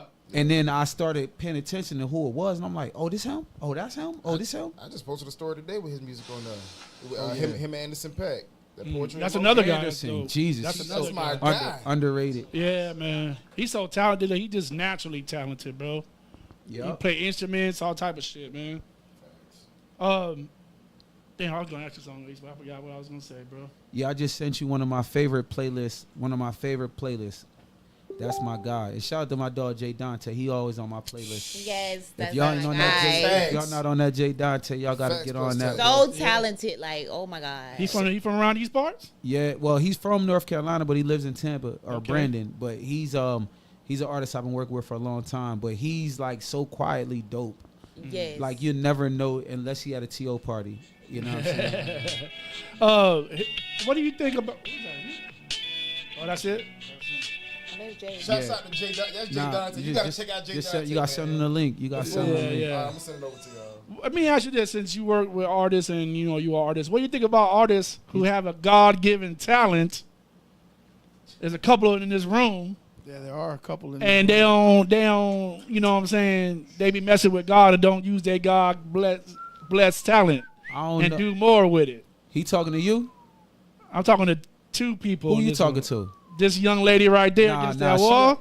She's She's starting though. She's No, starting. no. I see her out she's here. starting. She Shout in out the to studio. Hold up, don't get Yeah, it she fucked be in up. the Tell her. studio. No, She been in the she studio. working. She gave us little sprinkles here and there. I see that little TikTok. She been in her bag. She working. That's what's up. Hey, but real Trying to get talk, on that man, level. I'm glad to see you because I know we talked about your shyness and your nervousness, and when I see you doing things, when you release that song, and I see you in the studio, that makes me happy, man, because you definitely got something there, man. So Shouts out to Angel. don't Shout sleep outs on to that. I ain't not even that. Her visual. I don't know if she been following T.O. a little bit too much, but cause that visual, but hey, I swear, bro. Hey, zero credit for that. I seen some shit the other day, and I wrote her, and I said, "Damn, bro, you make me feel like I miss the city, bro. Like I feel like I'm there watching your story." She's like, "That's what I wanted to do." Yeah. I was like, "Bro, I You said been dropping that that look content, good." bro. That's one way to word it. That's one way to. Yeah, like you wanted to. But another person I'm talking about, H, is this guy over here. Okay, I feel you. I'm working. he can I'm rap working. and I'm sing, working. but He don't know that. He though. look like he rap. I'm working. Yeah, he can sing a little I've bit been too working. now. Yeah, okay. I got some shit coming. Yeah, I I got some shit in the works. He been in the stew. I've been in the studio. Yeah, I gotta get back, man. I ain't been in. Yeah, so I want to ask you, man. Been. Is the cost the last EP or is the last work or what you? Nah, you know what I'm saying? man. I just. I took it that way because you had the Last Dance on there, the track Last Dance. So Oh, nah. Did you really listen to it though? I mean, I maybe misinterpreted it. But I Nah, looked I at just it as wanted. like, Nah, it's just about, it's about the older rapper. You know what I mean? Like I just use basketball. I use basketball as the, I hit it in basketball. Oh, okay. You know what I mean? So when you go back and listen to it, just think about it that way. Like, okay. You know what I mean? All right. Now that you say that, that's I'm why thinking about the track. Yeah. If you're a basketball head, then you get it. You watch basketball. Yeah. So like I start the track off in my 30s, dropping triple doubles. Russell West. Oh yeah, because Give a fuck about the score as long as my team progress. Mm. You know what I'm saying? Like when you get older, you start thinking about not thinking about the shit that used to be important, but like winning. Yeah, it's not about being the man. It's about winning. But when you're younger, you want to be the man. Yeah. But when you get older, you want to make the money. Yeah. You know what I mean? It's that like it's that switch. Yeah, but you get older. It's kind of like things you used to do. Like it's not even I can't do it no more. I don't want to do it no more. I want to go get certain things. Like today I had a moment driving here. I took a back road, and I seen some of the most beautiful houses in Thonona Sassa coming in between Tampa and here. Like the back road by the 301 and over there, nice right? Griffin. Yeah, but off the by the water. Backwoods. Yeah, but I seen some shit that looked like their guest house was bigger than any house that I was dreaming about, and I was like, God damn, I want that. I gotta make more money where my little house is the big house. You know what I mean? Like, yeah. But you start thinking about those things. When I was younger, I just wanted the big house. Yeah. You I want a house, right? Yeah, you ain't know what I came from apartments, you know what I mean? Mm-hmm. So it's kind of one of those things. But I got a lot of unreleased music, bro. Yeah. I kind of fell out of love with it because it's like it wasn't going places I wanted it to go. Right. And with the change, it's kind of like when you're an artist and you put music out and you're only putting it out on Spotify and Apple, and it's kind of like a black fucking hole. No, it's so much on there. Yeah, but I mean, it's just like, what is it doing for you? Like, what is the purpose? So me, I'm a purpose-driven person. So now, hey, Lewis, that sound familiar? Yeah. I was just about to say. So now we have some purpose going, and it's kind of like, all right, bet. And that was like one of my favorite stress relievers, and I didn't realize how much it was until I stopped doing it for like a year. So now it's like that itch is back. I start writing a little bit slowly, but now one of my favorite engineers moved back to the city, and he's working with my guys over there at Benton. So I got my favorite engineer working with my favorite studio. So we about to get back into the mix of things. And that's what's up. And I'm in a different place where I'm kind of putting together like executive producing some shows and shit. So it's like I could put some music in, music and there, some commercials, and closing, some movies, some I mean, just a little song. I got my creative guys, around me, and they're getting creative. I feel you on that. When you lose that like that passion behind it for a little bit, because to me, music's an emotionally driven thing. You know what I'm saying? You can write some shit. If you in a happy mode, you're going to write some uppity shit. If you in a shitty-ass mood, it's going to reflect in your writing. You know what I'm saying? Therapy. And it's therapy. You feel me? So it's good therapy and whatever. At the end of the day, it's therapy. But if you don't have that emotional drive, if there's nothing motivating you to want to write anything, it's like I can rhyme all day. If you want me to write 16 bars, I'll do it all day. But if I have no love behind what I'm writing, it's just going to be a rhyme book. You know what I'm saying? But listen, so check this out. It's not gonna mean shit. You feel me? Like the feeling ain't in it. So imagine that feeling like that, but with life. Yeah. Right? With life. And a lot of times we hit that point in life where it's just like, what are we doing this for? What's the purpose? Like, what drives you?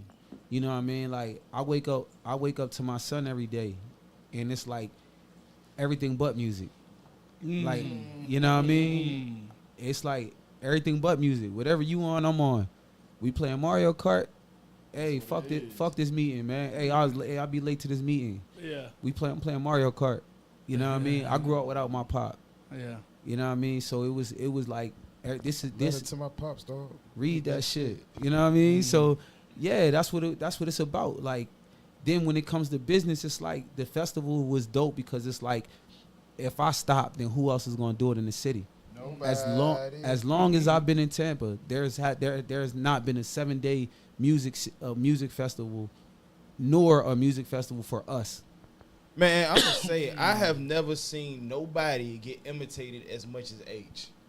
It I come with swear the to God. territory. And it's It come with the territory. It's so hilarious. Like I promise you, like people have literally tried to duplicate this, like cut this man out of some shit that he created and duplicate it, and we watch it fail horribly. We sit back with the popcorn, man. If it wasn't for him being like, nah, let him live. Let him live. It'd be a lot of never mind. Yeah. I mean, at the end of the day, for real, like the key ingredient to the recipe is me. Yo, if like, there ain't no you, Man, ain't no I'll say it right here on camera. Like H is a big reason why I'm still alive to this day. You know how many times I was going, like, you gotta understand, like, I had just came home from the chain gang, like, when I met bro. You feel what I'm saying? And mind you, like, me and bro was linked around the time Locke died, Star died, Trap died, Isabel died. So I was going through a lot in my own personal life. It was plenty of times I wanted to do something stupid, and before I did it, I go to the cypher. You see what I'm saying? Either I go there to chill or go there to get some off my chest. Everything I did epic in Tampa, from the surfboard and shit that people still talk about to this day. We talked about it. It's because of bro, like real deal. And I'm talking about bro did something that was so gangster that night too. Like I'm talking about, I remember I was in the studio with Big Lou when he called me to open up for Nas. And then I remember the night of the show, my peoples were still in line because the line was right around the corner. This nigga went outside, got my people in just to make sure that they caught my performance. I swear to God. Yeah. G shit. And that's one of many, like, it's countless moments. Matter of fact, you know that song Hope That I Got? Yeah. Do you know that song is a tribute to H? No shit. I ain't never knew that. Did you know When you that? ain't a rat, you accept all consequences to catch your cases. Most will be devastated. Like, the whole rap style is H. This guy. Go back and listen to it. That whole You knew that? You knew that? Yeah, I knew that. I want to see it. That's bro. You know what I mean? I never speak On on those everything. type of things. I let other people do their thing, but Man, fuck that. you That's know what my I mean? nigga. Like That's my brother. I do a lot for a lot of people, but with this guy, man, it's like deeper than rap. You know what I mean? You know, like it's certain people that you can make that phone call for, and they're gonna be there for you. It's certain 3 times p.m., 3 a.m., yeah, 5 p.m., yeah. 5 a.m. I can definitely contest to and that, bro. it's a blessing to have those people in test your that life. Like, nah, but seriously, like I remember one time, and I mean not to get too personal, but it was one time I called him, you know what I'm saying, I'm to ask him a question, but he could hear something was up, you know what I mean? And I'm trying to ask him this question, and he like, yo, where you at? And I'm just like, nah, I'm good, nigga, where you, like, listen, where you at? You know what I mean? And he pulled up, like he drove from Polk to Tampa, like to look me in my face so I could tell him and lie to him and tell him I was straight. Yeah. You know what I mean? And we sat in the car for about an hour, some change, and just talking about life, and he talked me off a few cliffs a few times, and he protected me from myself a few times. You know what I mean? Where I was about to crash out, and he was just like, "Listen, I got you, bro. Don't even stress it. We'll take care of it." Man, as many times as he say that about me, he's done that even more for me. So really, I done literally had tears in my eyes, strapped up, like ready to Y'all do got it. me emotional. I promise, man. Listen, like it's way deeper than Nah, music. Plenty so- times I've been strapped, tears in my eyes, like, and he pulled me to the side, and I'm like, So let me Nigga. so without giving too much, like it was a time I was really vulnerable around this guy, man. Like we had a huge hiccup the first year of the festival. And this hiccup wasn't cost gonna speak on that, this hiccup cost me about $7,000.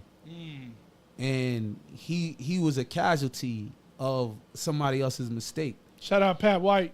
And that's my nigga. and he you know, I had to talk him off the cliff, but at the same time he's so passionate and so like listening and understanding of my problem, because it was my problem that I put in somebody else's hand, and they fucked it up. And he was a casualty, and he was affected, and him, not just him, it was him and about 40 to 50 other people that he brought with him. And it was a big opportunity, and you know, him understanding, you know, brought tears to my eyes. And I'm so frustrated. I want to jump off the bridge, but I already know he gonna take it to the max. But we sitting there with each other, like, you know what I'm saying, like just a friendship hug, like Tone, like you know my, the type of niggas I grew up like with. my guy. Black and Mexicans, and so picture 50 of them niggas unhinged outside of one of the spots in Tampa. You feel what I'm saying? Nah, it was This man so much of a general. I had to respect it. GG. like I had to tell him, yo, bro, come to my, you know what I mean? I stayed in a hotel in Ybor, and I'm like, bro, just come to my room. I'm over here blowing on smoke, but I need to, you know what I'm saying? I need to talk to you face to face. And he was so mad, bro, and to see my brother like that, so hurt, it hurt me. And you know, I talked him out the tree, but he talked me out of the jail because it was like my first year at the festival. It was a struggle, and to lose that much money like off of somebody not reading the contract was one of those moments. So we both might have been sitting in the same cell together, you know what I mean? And we probably would have never been able to reach where we at this year on year 6 and Loud on 7. So, you know what I mean? Like, that's the kind of relationship that we have, you know what I mean? And I would never speak on it if he wasn't here. But, you know, shout out to T.O. Yeah, when it comes to meeting genuine people, man, I like, even like Lola, like, and Desi, like, these are people I met through just being around and being in the city. And it's like I connect with more Polk County people than Tampa on a deeper level, like the Triple X's. You know what I'm saying? Like, that's my guy. Like, we've been in the trenches together. Like, we and it just so happened that they're from Polk County. This is what I'm saying. Like, it just so happens. It wasn't planned. It wasn't like I met these people in Polk County. I think I met all of y'all in Tampa, right? Yeah. Except for you. Me, except Except that for was you. the night we went to that show. Yeah. So, so it's kind of like, it's just love, man. I always got the way the world runs. Nah, but you Polk know what it County is? everywhere. You know what it is about Polk County? It reminds me of home. It's a no-nonsense place. To me, the people I met here, it's no nonsense. Like, you know what you like when they want you to feel disrespected, you're going to feel disrespected. It's not accidental, right? Yeah, it's intentional. If they want you to feel love, you're gonna feel love. That's right. And it's a certain amount of respect that you have to have, and it ain't none of that goofy shit. I'm not a goofy ass nigga. You're not gonna see me in the club doing the fucking Soldier Boy or none of that shit. Where I'm from, like, niggas is they big on where I'm from is they big on respect, huge on respect. Like, you'll die without it. So it's kind of like, when I meet these people and I'm like, nah, I like that. You stand on what you stand on. Yeah. Right or wrong, you stand on what you stand on. And I love the way they hate on Lola. I love it. No, but I'm being listen. Say, hey, my boy said I love it for my sister. Man. Nah, but check me out. Like, my thing is, you gonna stand on what you stand on. You gonna like how you feel. Hold on real quick. Go ahead. But how you feel is how you feel. And niggas know not to play with you, because when they don't play with you, guess what they say? Oh, they a lot to deal with. Yeah, that's a fact. One thing they will say when they say it, about Ace, they gonna say, "Hey, he an asshole," or like, "Oh, that's my nigga. He gave me the shirt off his back." But both things are true.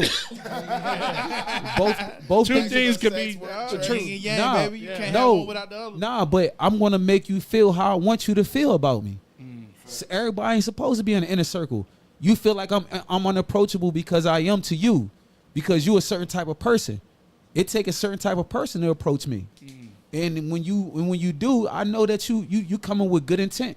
And when you surround yourself around people like that, before you get to me, you're gonna have to come through this person, this person, and that person. But here, so if they don't co-sign on it, even know about it. But here's the thing, right? I keep it a buck with you. If all these people wasn't in this room, you wouldn't know the relationship I have with all these people.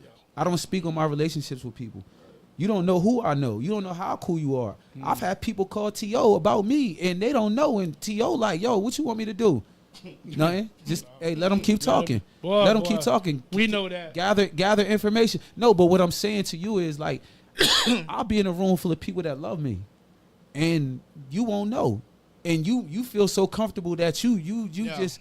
You playing yourself. You playing yourself. You playing yourself, and I'm not gonna tell you who I be with. I'm not gonna tell you how I love these people. They know how I love them. I fuck with that. They know because they gonna ride. I fuck with that motion, bro. I fuck with that motion because this is what it is. If you ever see me in the club, if you ever see me and I'm off the clock, I'm in the corner chilling. Me and Desi, we kind of connected at T.O. house party, And we was sitting there talking about a block blaster game. We just sitting there. No, seriously. Hey, that nigga is a legend. Listen, we sitting there talking about it, but I'm in a corner chilling. We know everybody there. You know what I'm saying? But my thing is, I'm never the person who's like, I'm off to the side. I'm out the way. If I know you, you'll see me talking to you. We talk. We sit there, bust it up. Like me and Lola, we just sat at a house party and we didn't talk the whole night. You know what I mean? And people like, oh, how you know Lola? Like, listen, that's the homie. Yeah, people be surprised like that too. And whenever he was talking about, oh yeah, man, I want to get the guy. You ever heard of T.O.? And I said, yeah, I know T.O.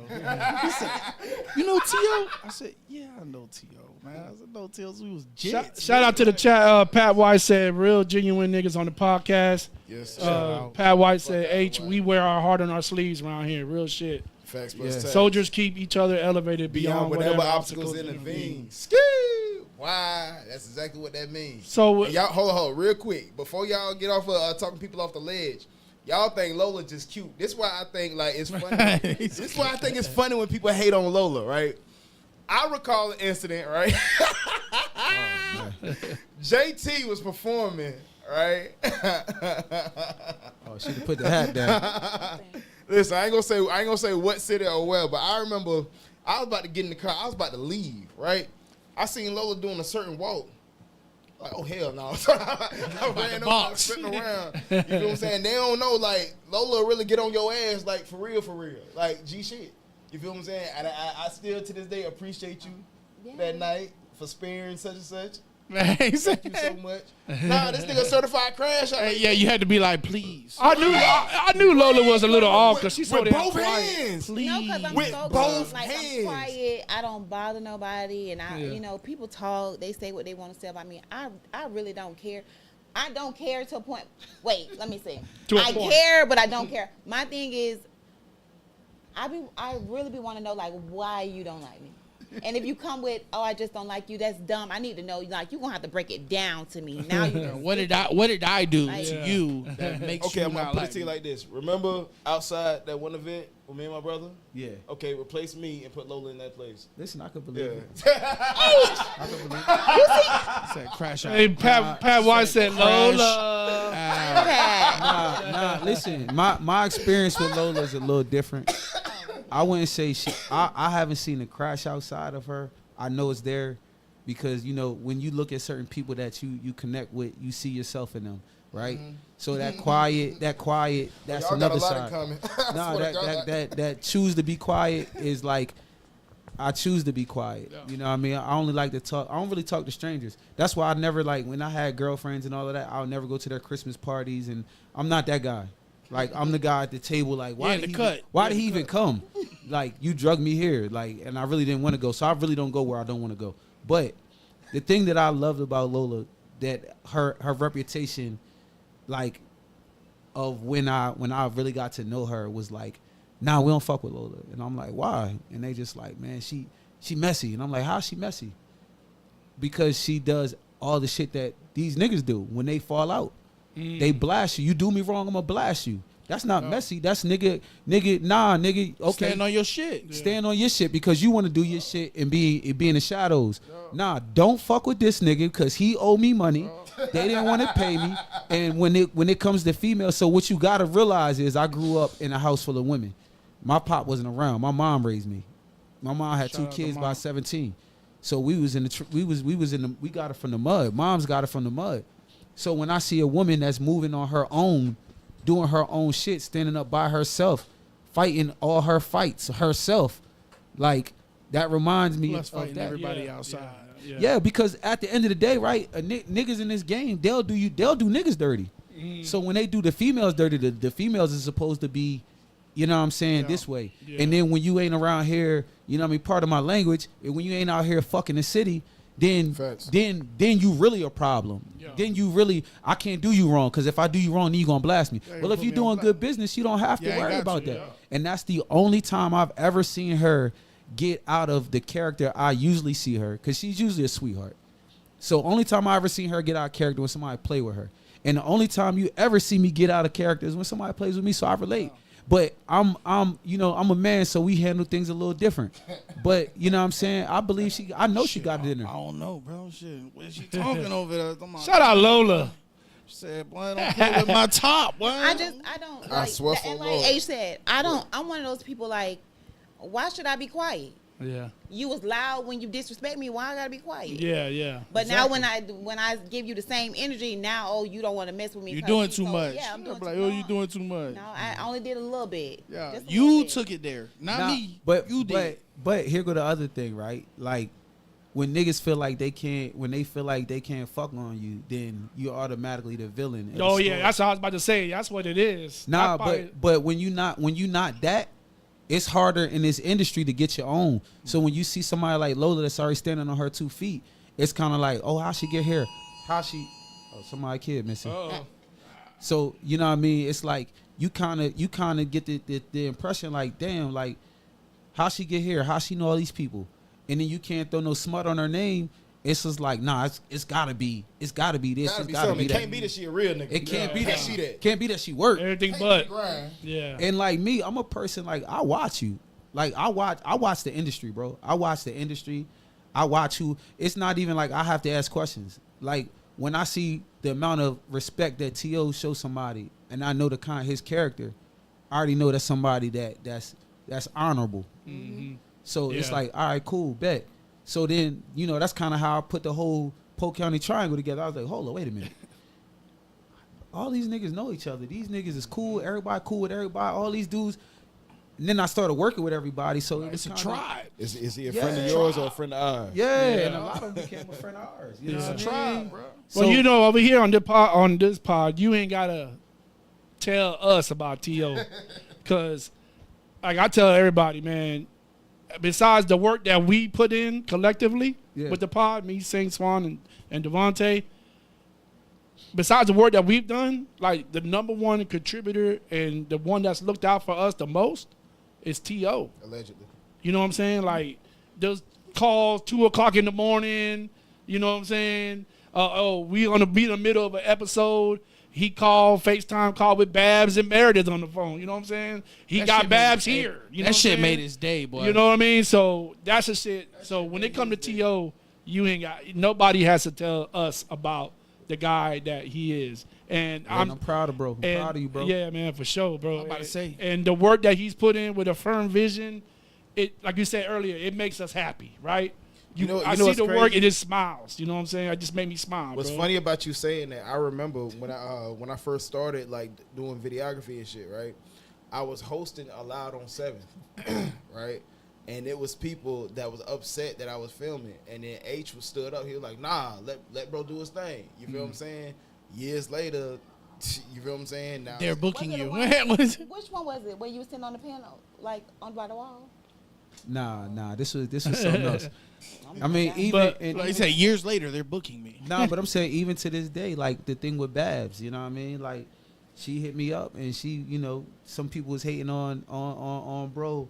And then me and him had that conversation like, bro, listen, we in here. Like the circle in Tampa is so small, like it's a thing. Like my people gonna look out for my people, whether they my people or not. There's that when that call comes and they say, hey, H, what's up with it's a thumbs up or a thumbs down.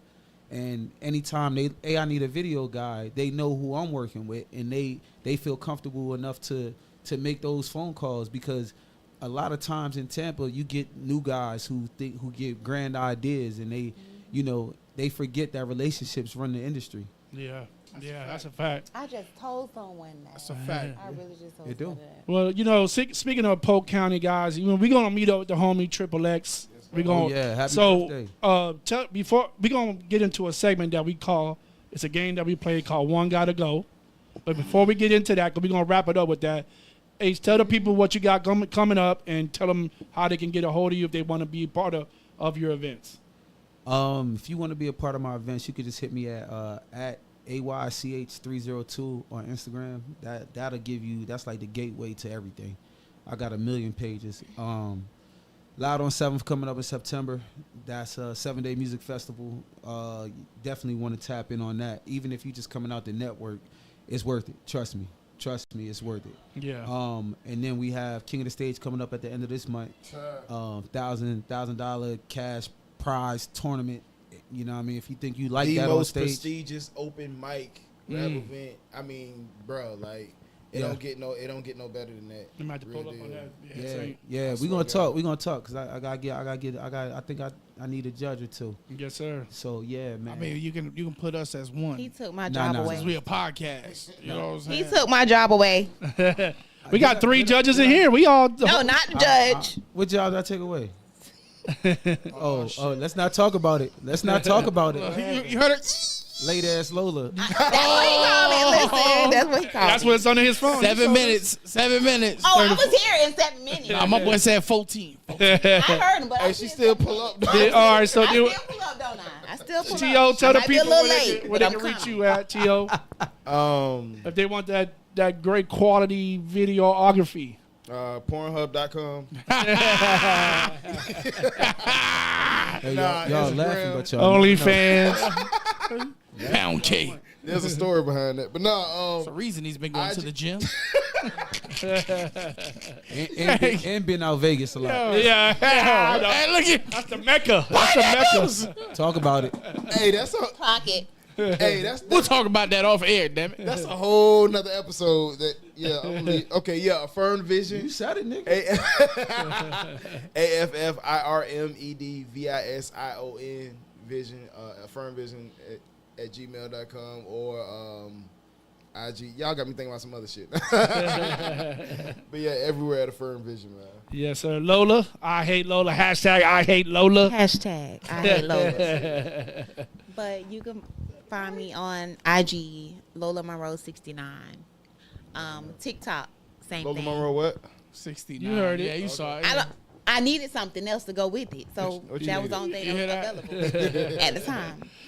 But yeah, anybody girls interested in, learning the ropes, or even new girls that, are scared and want to try something new, holla at me. I got you. I like that. Yeah. Shout out to Sonia Skelly on the chat. Shout out to Skelly, man. Listen, so H, this is the segment where it's called One Gotta Go. Gotcha. We're gonna put some pictures on there, and whoever's on there, you gotta go, or whatever it is, gotta go. We're gonna go. We're gonna talk about it. I'm gonna try to see it from this angle.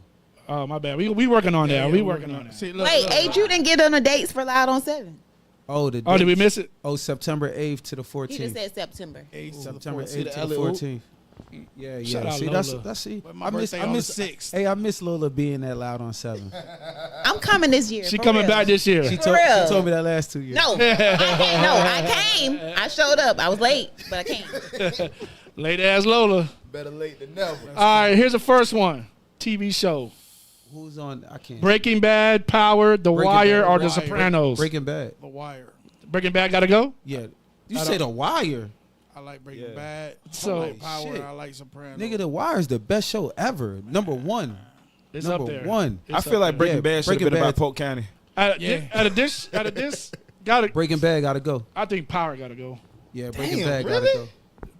Power has some bad acting sometimes in there, I'm just saying. It's time to cancel Christmas. but like- Power gotta go. Nah, see, Ghost was one of my favorite characters. I love that of all character. time. I love that character. And what else is up there? Sopranos, See, The Wire. what you should have done is take the Sopranos off of there, or took Breaking Bad off of there and put Snowfall up there. Oh, that's the one. You right. Right. You right. You right. You right. Yeah, I was trying to think of something. Ghost is one of my favorite characters because I think that I related with him so much.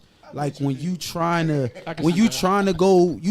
the right thing, It's always and something. your friends are always like the people around you. Are just like, nah, let's go crash out. You like, no, man, I'm good here. And then you end up, you know what I mean? Yeah. Like, motherfucker, we gotta stay Damn, business. Snowfall would have been good. You're right. Debt collection agencies. So I what do you say? Sir? For me, The Wire. The Wire gotta go. I like How I like dare Breaking you. Bad, bro. I like Power and I like The Sopranos. Power's nowhere I compare near any of these Sopranos. shows. Y'all seen The Penguin?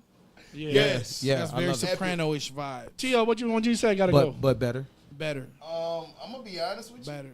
I didn't have cable around the time Sopranos dropped, Man, you got to go back and revisit. Yeah, so I can't. I ain't got a dog in this fight. It wouldn't be fair. If you want me to get on the phone and I can say said word for Breaking word Bad, I each see- episode for you. Now excluding The Sopranos, because I haven't seen it, I would say out of Power, The Wire, and Breaking Bad got to go.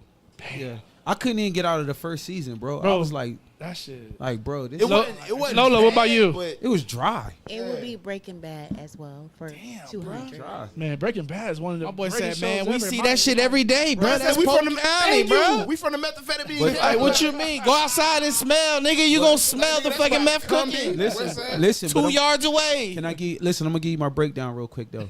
Are we doing another one? Yeah, we got Okay. a few more. Okay. So to me, Breaking Bad didn't have no seasoning on it.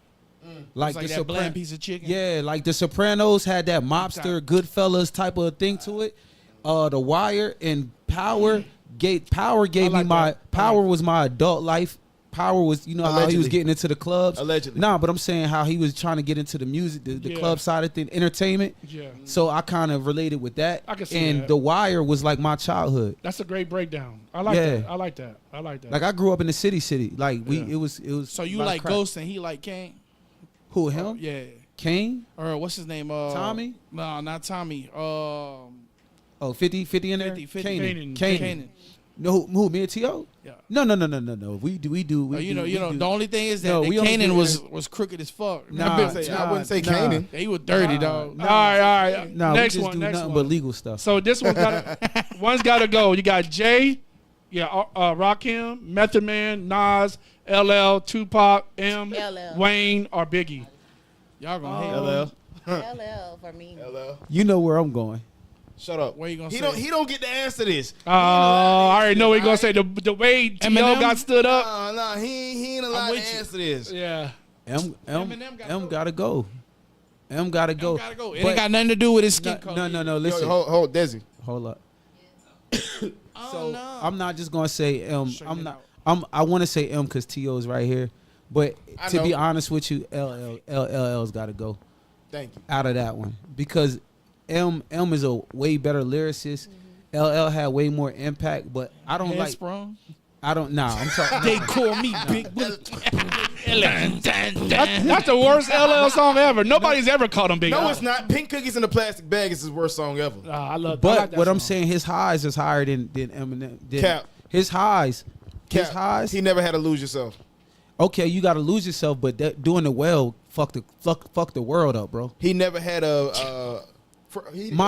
Listen, what song? doing it. Doing it well. Yeah. Fuck the I represent Queen. She was raised down in But Brooklyn. the only thing that I didn't like about that is how he did the girl on that song. You know the background behind that? Nah, I ain't.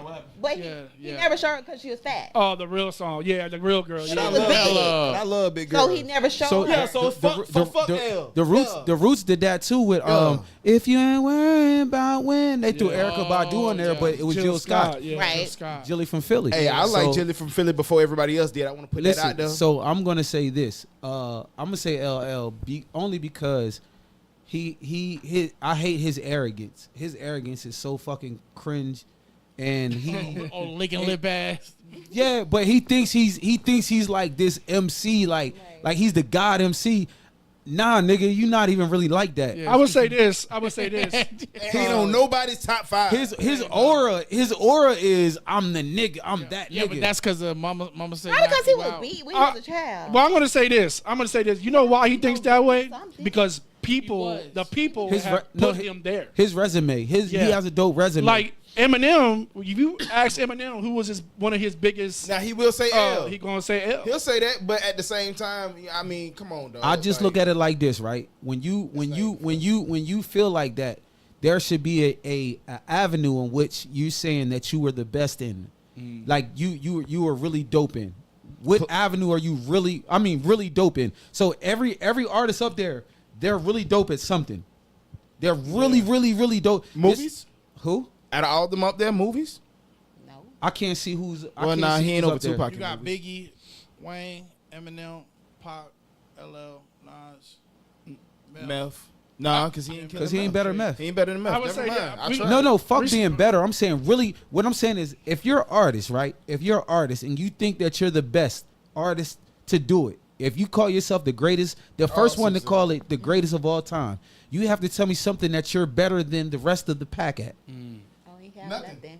Nothing. There's nothing that he's the best at the pack in doing. Respectfully, I gotta say, but he's just he's. Oh, pardon me. He was the pardon pretty me. boy of the rappers. No. Hear me go. He's the Bill Russell of rap.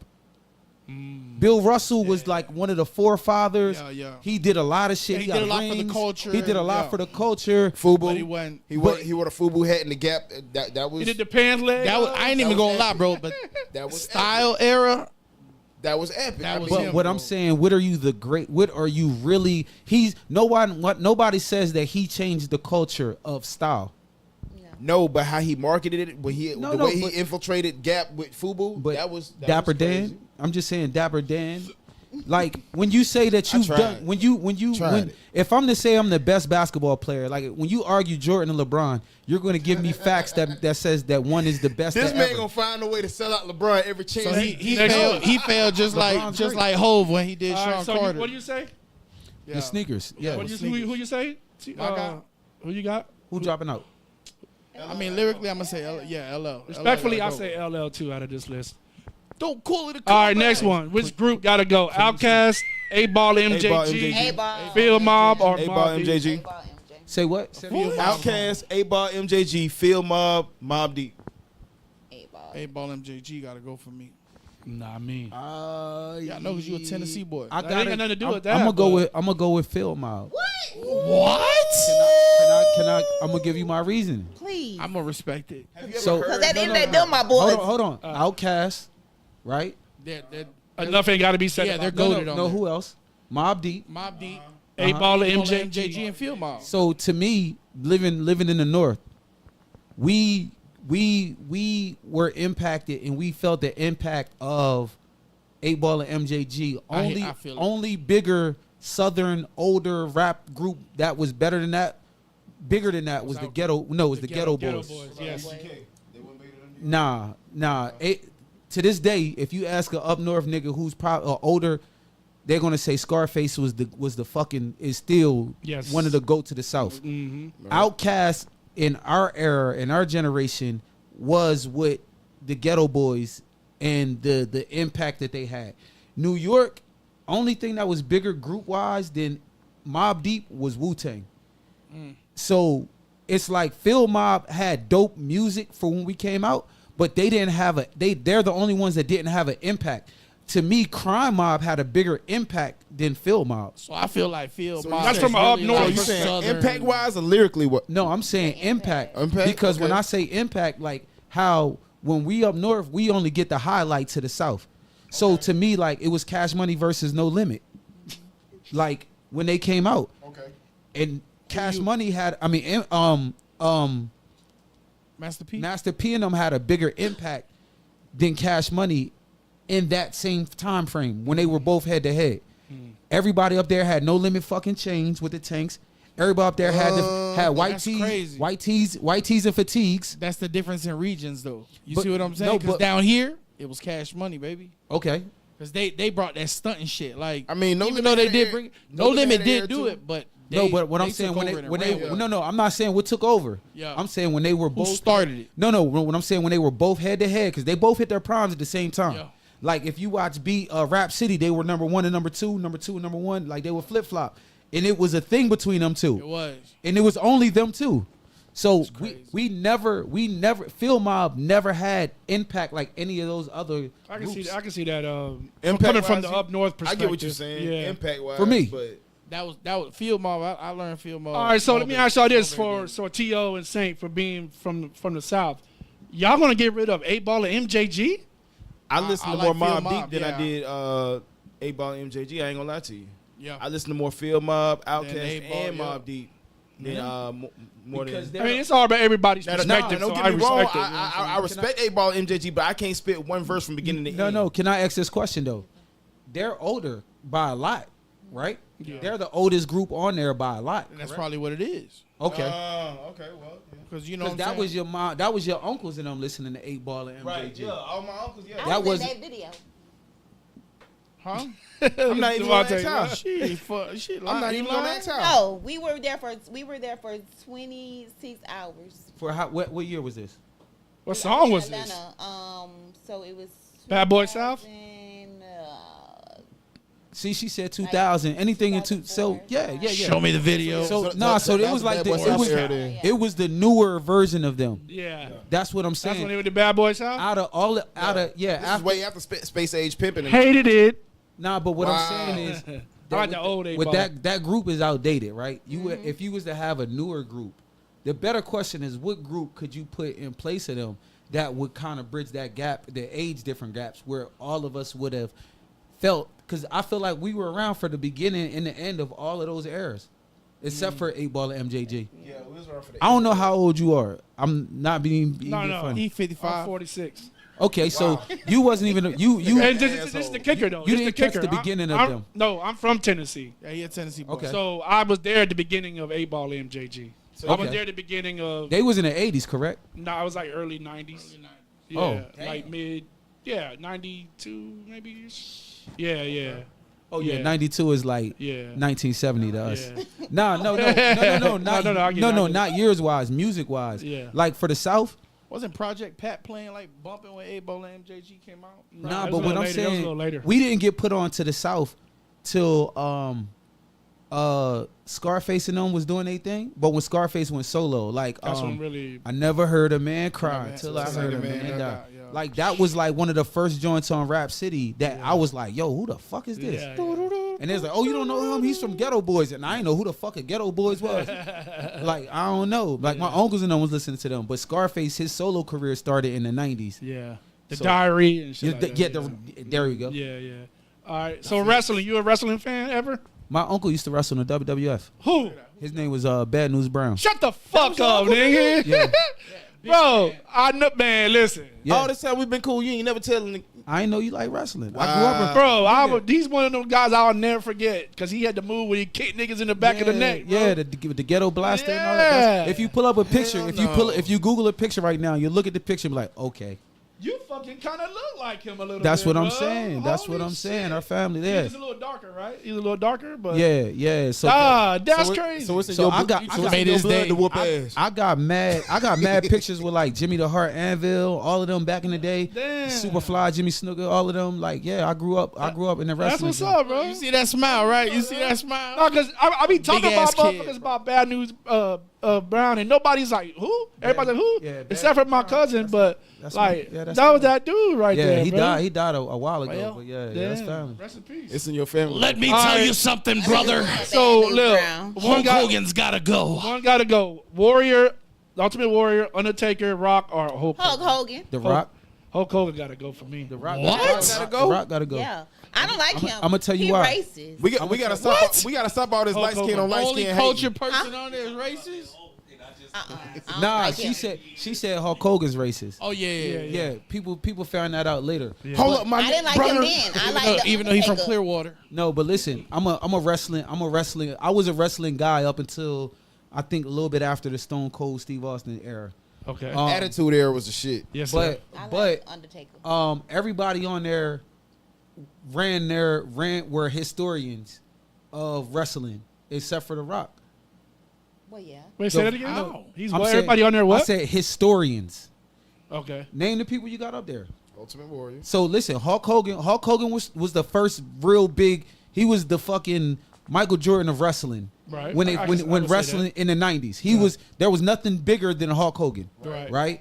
The Undertaker came along. Well, the Ultimate Warrior was like the shit. Every kid wanted to be the Ultimate Warrior. They had bed sheets with that motherfucker. Yeah, like the face paint. He was at every party. He was the fucking guy. The Undertaker revolutionized wrestling because nobody could beat that motherfucker. Like he would. Not only that, but his intro, his whole mystique. No, but what I'm saying is like literally Felt that intro. He was on a run, right? He was like a run of. I mean, I know it's all fake, but when people believed it was real, he was on a hell of a run. First of all, this nigga. He was undefeated in WrestleMania. you're gonna That's say what what I'm saying. Yeah. And by the time The Rock came, those three guys already built the stage for The Rock. So Rock is like LeBron to like if you're comparing him to like Jordan, Magic, and Bird. every chance he gets. No, because LeBron is he's the second greatest. But I'm not yeah, they shitting on laid it. LeBron. LeBron is reaping the benefits of all the people who came before him. Because there hasn't been, there's been Kobe. There's been Kobe before LeBron. But between Michael Jordan and LeBron, there was Kobe, right? So that's LeBron. That's Mike Jordan, Bird, Magic, whatever. And then you got LeBron, which is the now. Because LeBron is at the end of his career. And everything, just like The Rock. The Rock wrestling days is done. But he left a stain on it. Not a stain. He left his footprint on a game that nobody could ever replace. They can't. All the new niggas if you wasn't born in the 80s, you don't know what the fuck Jordan did. All you know is the hype of it. Mm-hmm. And that's what the old school wrestling is. Niggas ain't watching wrestling that's not in 4K. So before 4K, there was no Rock. 4K TV, you got The Rock, you got Steve Austin, and everybody else after that. So the modern time, I think one of the biggest rivalries ever was Stone Cold versus The Rock when it came to wrestling. Yeah, like everybody knew that. Like, you know what I'm saying? So, I feel like he was his biggest. Everybody out there, everybody else is from the 80s and the 90s. The Rock was like 2000. No, Rock was in the 90s. 2000s. Rock Yeah, was in he was Rocky late Maivia. 90s. When he first came in, Late Rocky I'm 90s. talking about when he got it popping. Still, He came into that shit, popping that shit, Bro. Yeah. I ain't gonna say 90 he what? ain't come in. I tell you when he popped this shit, Late 90s? when he shaved right before when he had the Johnny Bravo. Remember when he used to rock? He the was Johnny rocking Bravo? Maivia. Yeah. Late 90s. To bring that shit in. But Then I'm he started doing the. Somebody Google it. I Can bet. you Listen, smell- listen, I bet money because I moved down here in 2004, and there was no wrestling in my diet. There was no wrestling when I got grown. I graduated 2001. That might have been like one of the final years that I was even tapping in with wrestling, and that was Stone Cold, The Rock, and this was before The Rock even got into acting really. Gold Dust. Yeah, Gold Dust. Dusty, yeah. That era, Mr. Socko. Hold on. The WWF Attitude Era was from 97 to 2002. That's what I'm telling you. But I'm saying that's I said late 90s. Yeah, but he also Y'all Rock. should have put Rikishi. The Rock. Oh, you remember them cheeks? The Rock wrestled Pause. after. Oh boy, no, that's what he used to do. Them cheeks. All right, y'all. So I say Hulk Hogan gotta go. Hulk Hogan I gotta used go. to be a big boy, man. My boy was putting on for the fat niggas. Nah, he was getting rim jobs from niggas. Hey, by the way, He was paused. by the way, Very Rikishi is Paulsworthy. Rock's cousin or uncle. So that's a whole Yeah, family they came in of as mine. Samoans. It was. I'm gonna say this. I forgot the other. I'm gonna say this. So about your thing about The Rock, because Pause. I'm the guy. I'm the wrestling guy. That's the historian here. The Rock came out as Rocky Maivia, probably That's what I around said. that area. That's what I said He was earlier. curly hair type nigga. Nah, I remember. But and then he, changed his character. And, Yeah. did, Reinvented you got himself. to. Yeah. I But just The watched Rock, documentary on Netflix. right? The Rock is considered, if not to a lot of people and to most of the wrestling world, greatest. Gonna say as the the most greatest of electrifying all time. Of all time. He So- gave himself that name. And no, the people gave it to He him. earned it. But like if you line up 20 wrestling fans, right? Yeah. And you say who's the greatest of How all time? old are they? No matter what era. Nah, They it's could a be good old question. How as old? me. They could be old as me, and they could be That's his goat. young as my daughter or he's my son 55. who's 8. You know what I'm saying? So Rock is gonna be mentioned in top 5 in every one of those people. Top 5? It's top 5, maybe top 3. Undertaker, Steve Austin. I'm one of Rock, those people. I'm one of those Triple H. people. But you're saying in this Mankind. But list, right? We gotta stay. But in I'm this saying list, I'm one of and those- I would say this, so we're gonna Because- move on. The reason why I because- say Hulk Hogan is because Hulk Hogan had 3 moves: the leg drop, I'm not hurt because I'm getting hit, Rip the shirt. Yeah. and rip the shirt. But nigga. can I tell you this though? Without Hulk Hogan, we're not wrestling fans. That's a fact. It's and if you want to really be Damn, real, yeah, if you yeah, want to yeah. be real about it, it's Hulk Hogan and then it's Ric Flair. Booker Now we T. talking. I remember the I'm rivalry saying- when it was I'm Hulk saying- Hogan, Ultimate Warrior, Macho Man Randy Savage versus Ric Flair. No, what I'm saying, Ric Flair. You got Shawn Michaels. Okay. You dig what I'm saying? Cocaine Like, all days. time. The cocaine days. the cocaine days. Cocaine days. Listen, listen. That's when he was That rocking nigga stay in with Tampa too, Ric Flair. when he was rocking with Marty Jannetty. So Shawn Michaels, the Rockers. the Rockers, Yeah, yeah. right? You know what I mean? Brutus the Barber Beefcake. You got to remember when I said my uncle wrestled. Like I used to really be in these wrestling. I used to be backstage. I used to be at these wrestling like joints. Like this was wrestling was like anytime they was in Philly, I'm there. Yeah. So when we was watching wrestling, it was like the aura of the crowd, what made wrestling. Hulk Hogan made WWF, bro. Yeah, you're right. When Andre the Giant came out, he was like Shaq. He was like the biggest thing ever. People used to pay to take pictures with him. So when I say I didn't fall into the newer era of wrestling. Yeah, and that's what's great about this game. It's like everybody's personal. Definitely. Yeah. So one got to go Juice, Belly, Boys in the Hood, or In Too Deep. In Too Deep. Juice, Belly, Boys in the Hood. Boys in the Hood. In Too Deep. I ain't gonna lie, In Too Deep was LL's best work. I'm gonna go with Belly. Acting job. Belly got to go. Why? Because of the acting? Yes. The acting was sus. Solely for the acting. solely for T-Boz, Nas. But what about the impact though? What about impact though? No, hear me out. Okay. T-Boz, Nas, AZ's bitch ass walked away, bro. He didn't even warn his dog. He walked away like a motherfucker, bro. Listen, if we was having that conversation, you'd be like, yo, what's up with bro? Yeah. Hey, I'm out of here. Yeah. But it was so many like bad acting bro. like scenes. What about impact? Black. You gonna get yours, B. But I'm saying you just talked about impact, right? Now I'm gonna say impact for the culture. Impact for the culture. It did have impact. Yeah. But it was overshadowed by the bad acting. Yeah. No way. Because somebody asked me paid in full or Belly, and it was Belly every time. Because of the acting. Like that's if it starts with the acting. Like a movie starts with the acting. I can see that. In Too Deep was well acted. It was well played. That's LL's best acting job, I think. Yeah, definitely. I ain't gonna lie. I think his name was God. I swear to God, I'm about to say that. We're saying God is good. My part. Think about her. Think about her. Think about Love her. it. Love it. You was drunk. Now I'm drunk with revenge. I said, hell yeah, hell. Oh shit. So yeah, that one had that one. Think about it. Yeah, he lined this boy up. Next one gotta go. The Locks, Rockefeller, Dipset, or G Unit. Dipset. G Unit. G Unit. They had a great impact, but they was a one trick pony. Yeah, it didn't really like their second in charge. Whoever their second in charge was, it was Young Buck. Never even had a good. To be honest with you, Game was the best second one, but it was so short. No. Game over Banks? Lloyd. Games. No. Hear me out.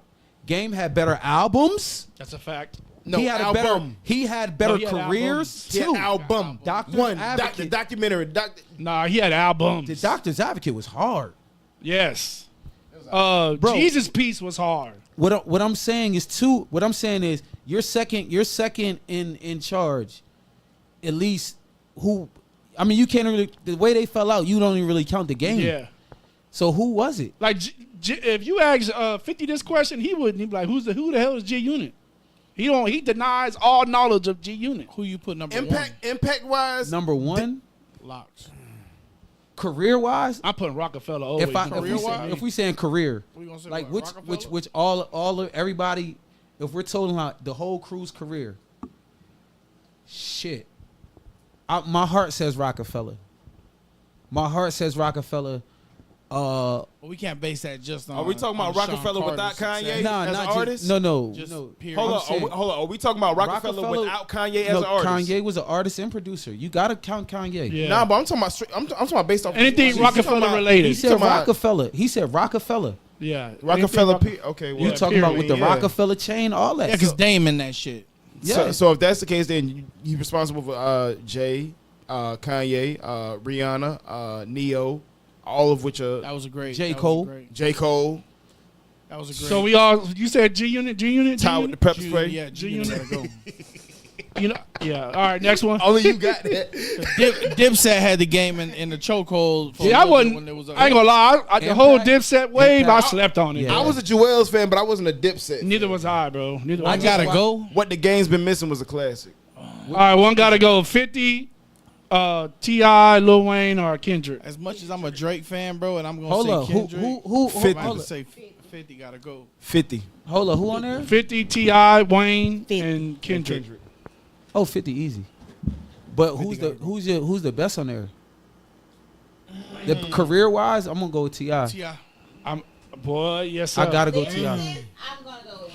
I ain't saying lyricist. Lyrics. Yeah. You know what Career for career. Wayne. Wait, hold up. Can I say this? Can I say? Hold up. Let me cook real quick. Let me cook. I damn near gotta shut the fuck up for this. Hold up. Let me cook. Can we as historians of music admit that Wayne's run at the top was really short?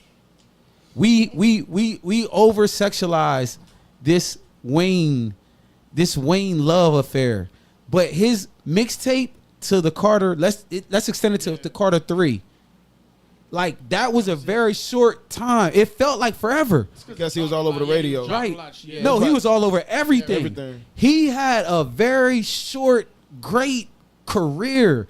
Niggas be talking about him like he had a it depends on how you look at it. 20-year run. It depends on how you look at it. Because Cash Money been taking over since 99.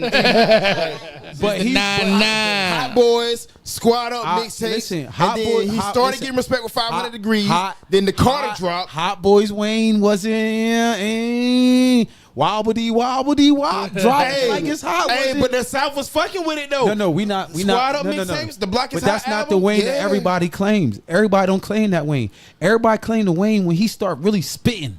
Like the Carter 2? Nah, like 400 degrees. No, like 500 degrees. Like Squad Up. Like Squad Up when But that's what I just named. I went from Hot Boys to Gilly Squad days. Up mixtape. The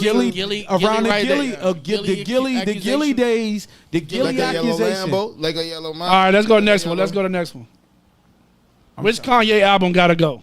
All of Kanye. God damn. Graduation. What? Hold on, I can't see the. I can't. Yeah, it's Graduation. It's College Dropout. What is it? The first, second, third, and fourth. What was the fourth one? College Dropout, Late Registration, Graduation, and My Beautiful Dark Twisted Fantasy. Look at this. Check it. The My Beautiful Dark Twisted. That was the change. I'm gonna go with my Beautiful Twisted. Yeah, that one for me is the one that's gotta go. Every other one, I have a playlist. So how I rank artists or albums, like I'll literally go through and pick my favorite and put them in a playlist. Like I have a favorite Kanye playlist. Then I go and see how many songs from each album I pick, and that will truthfully tell me. That's how I found out. Which one the best album to you? That's how I found out I like Drake. I was like, damn, I got a lot of Drake on here. But it was all R&B Drake. Like it was like I like R&B Drake. But out of all of them, that one has the least one. The Graduation, that has the I'll be late for that. Yeah. We say 5 hours later, I'll be there in 5 minutes. I'm saying. Lola. What's the best album on here? Fuck you, H. What's the best album on here? I don't know, man, because that damn and now wonder. Oh, that was my favorite one. If you know, my favorite one. My favorite one. What it means. My favorite one is the first one. And then he had to join with Common on there. My big brother was Big's brother. Yeah. The Graduation, yeah. That's all right. that's Next one. Come on, man. Look, this is my up north one for you, man. H. I did this one just for you, bro. Cuban Links gotta go. And that's one of my heart. Hey, yo, what up? It's so hard, right? It's running out. It's for real, though. Let's connect. Politics, ditto. That's one of my favorite songs by him. But that's probably the only song I know by heart on there. Every other one is a classic. Can it be that it was on? So simple. Okay. Yeah. See, we'll be having them sneaky joints. Yeah. But they got a lot of trash in between. Is that him? Is that him at it? No, nigga, it was written. It was written. 3/4 of a square headed for Delaware with one change of gear. That's a hard one though for up north nigga. That's hard. That's a hard one. I gave you power. I made you buck wild. Yeah. How you like me now? That's a classic. Yeah. Looking out of my pride. What do you say, T.O.? No. Raekwon gotta go. Okay. Yeah, Ray gotta go. That's hard. And I love Ray. I love the chef, but y'all set Raekwon up with that. For the okie doke. That was too easy. That nigga didn't want to put Pretty Tony up there or nothing. He didn't want to put Ghostface against Ray. Benny Siegel, Cassidy, Cassidy. Jada. I knew you was gonna say that, bro. Stop. There. I'm Who fucking. else is on the list? I don't even know. No, it's a fact, dog. Because Lola. Cassidy's so trash to me, bro. This nigga, like, Gotta look at her. How he talks. I hate everything. Dog, Bro, I hate everything about Cassidy. I'm sorry. Who else is on the list? I'm sorry. It don't matter. You right. House with a backyard. Who's that? Who's that in the Steve bottom? Jada, Doghouse Lloyd got a Banks, backyard. and Benny. And Beanie Siegel, I mean. Beanie. So it's a tie. I mean, it's not a tie. I listen to Cass before I listen to Lloyd Banks.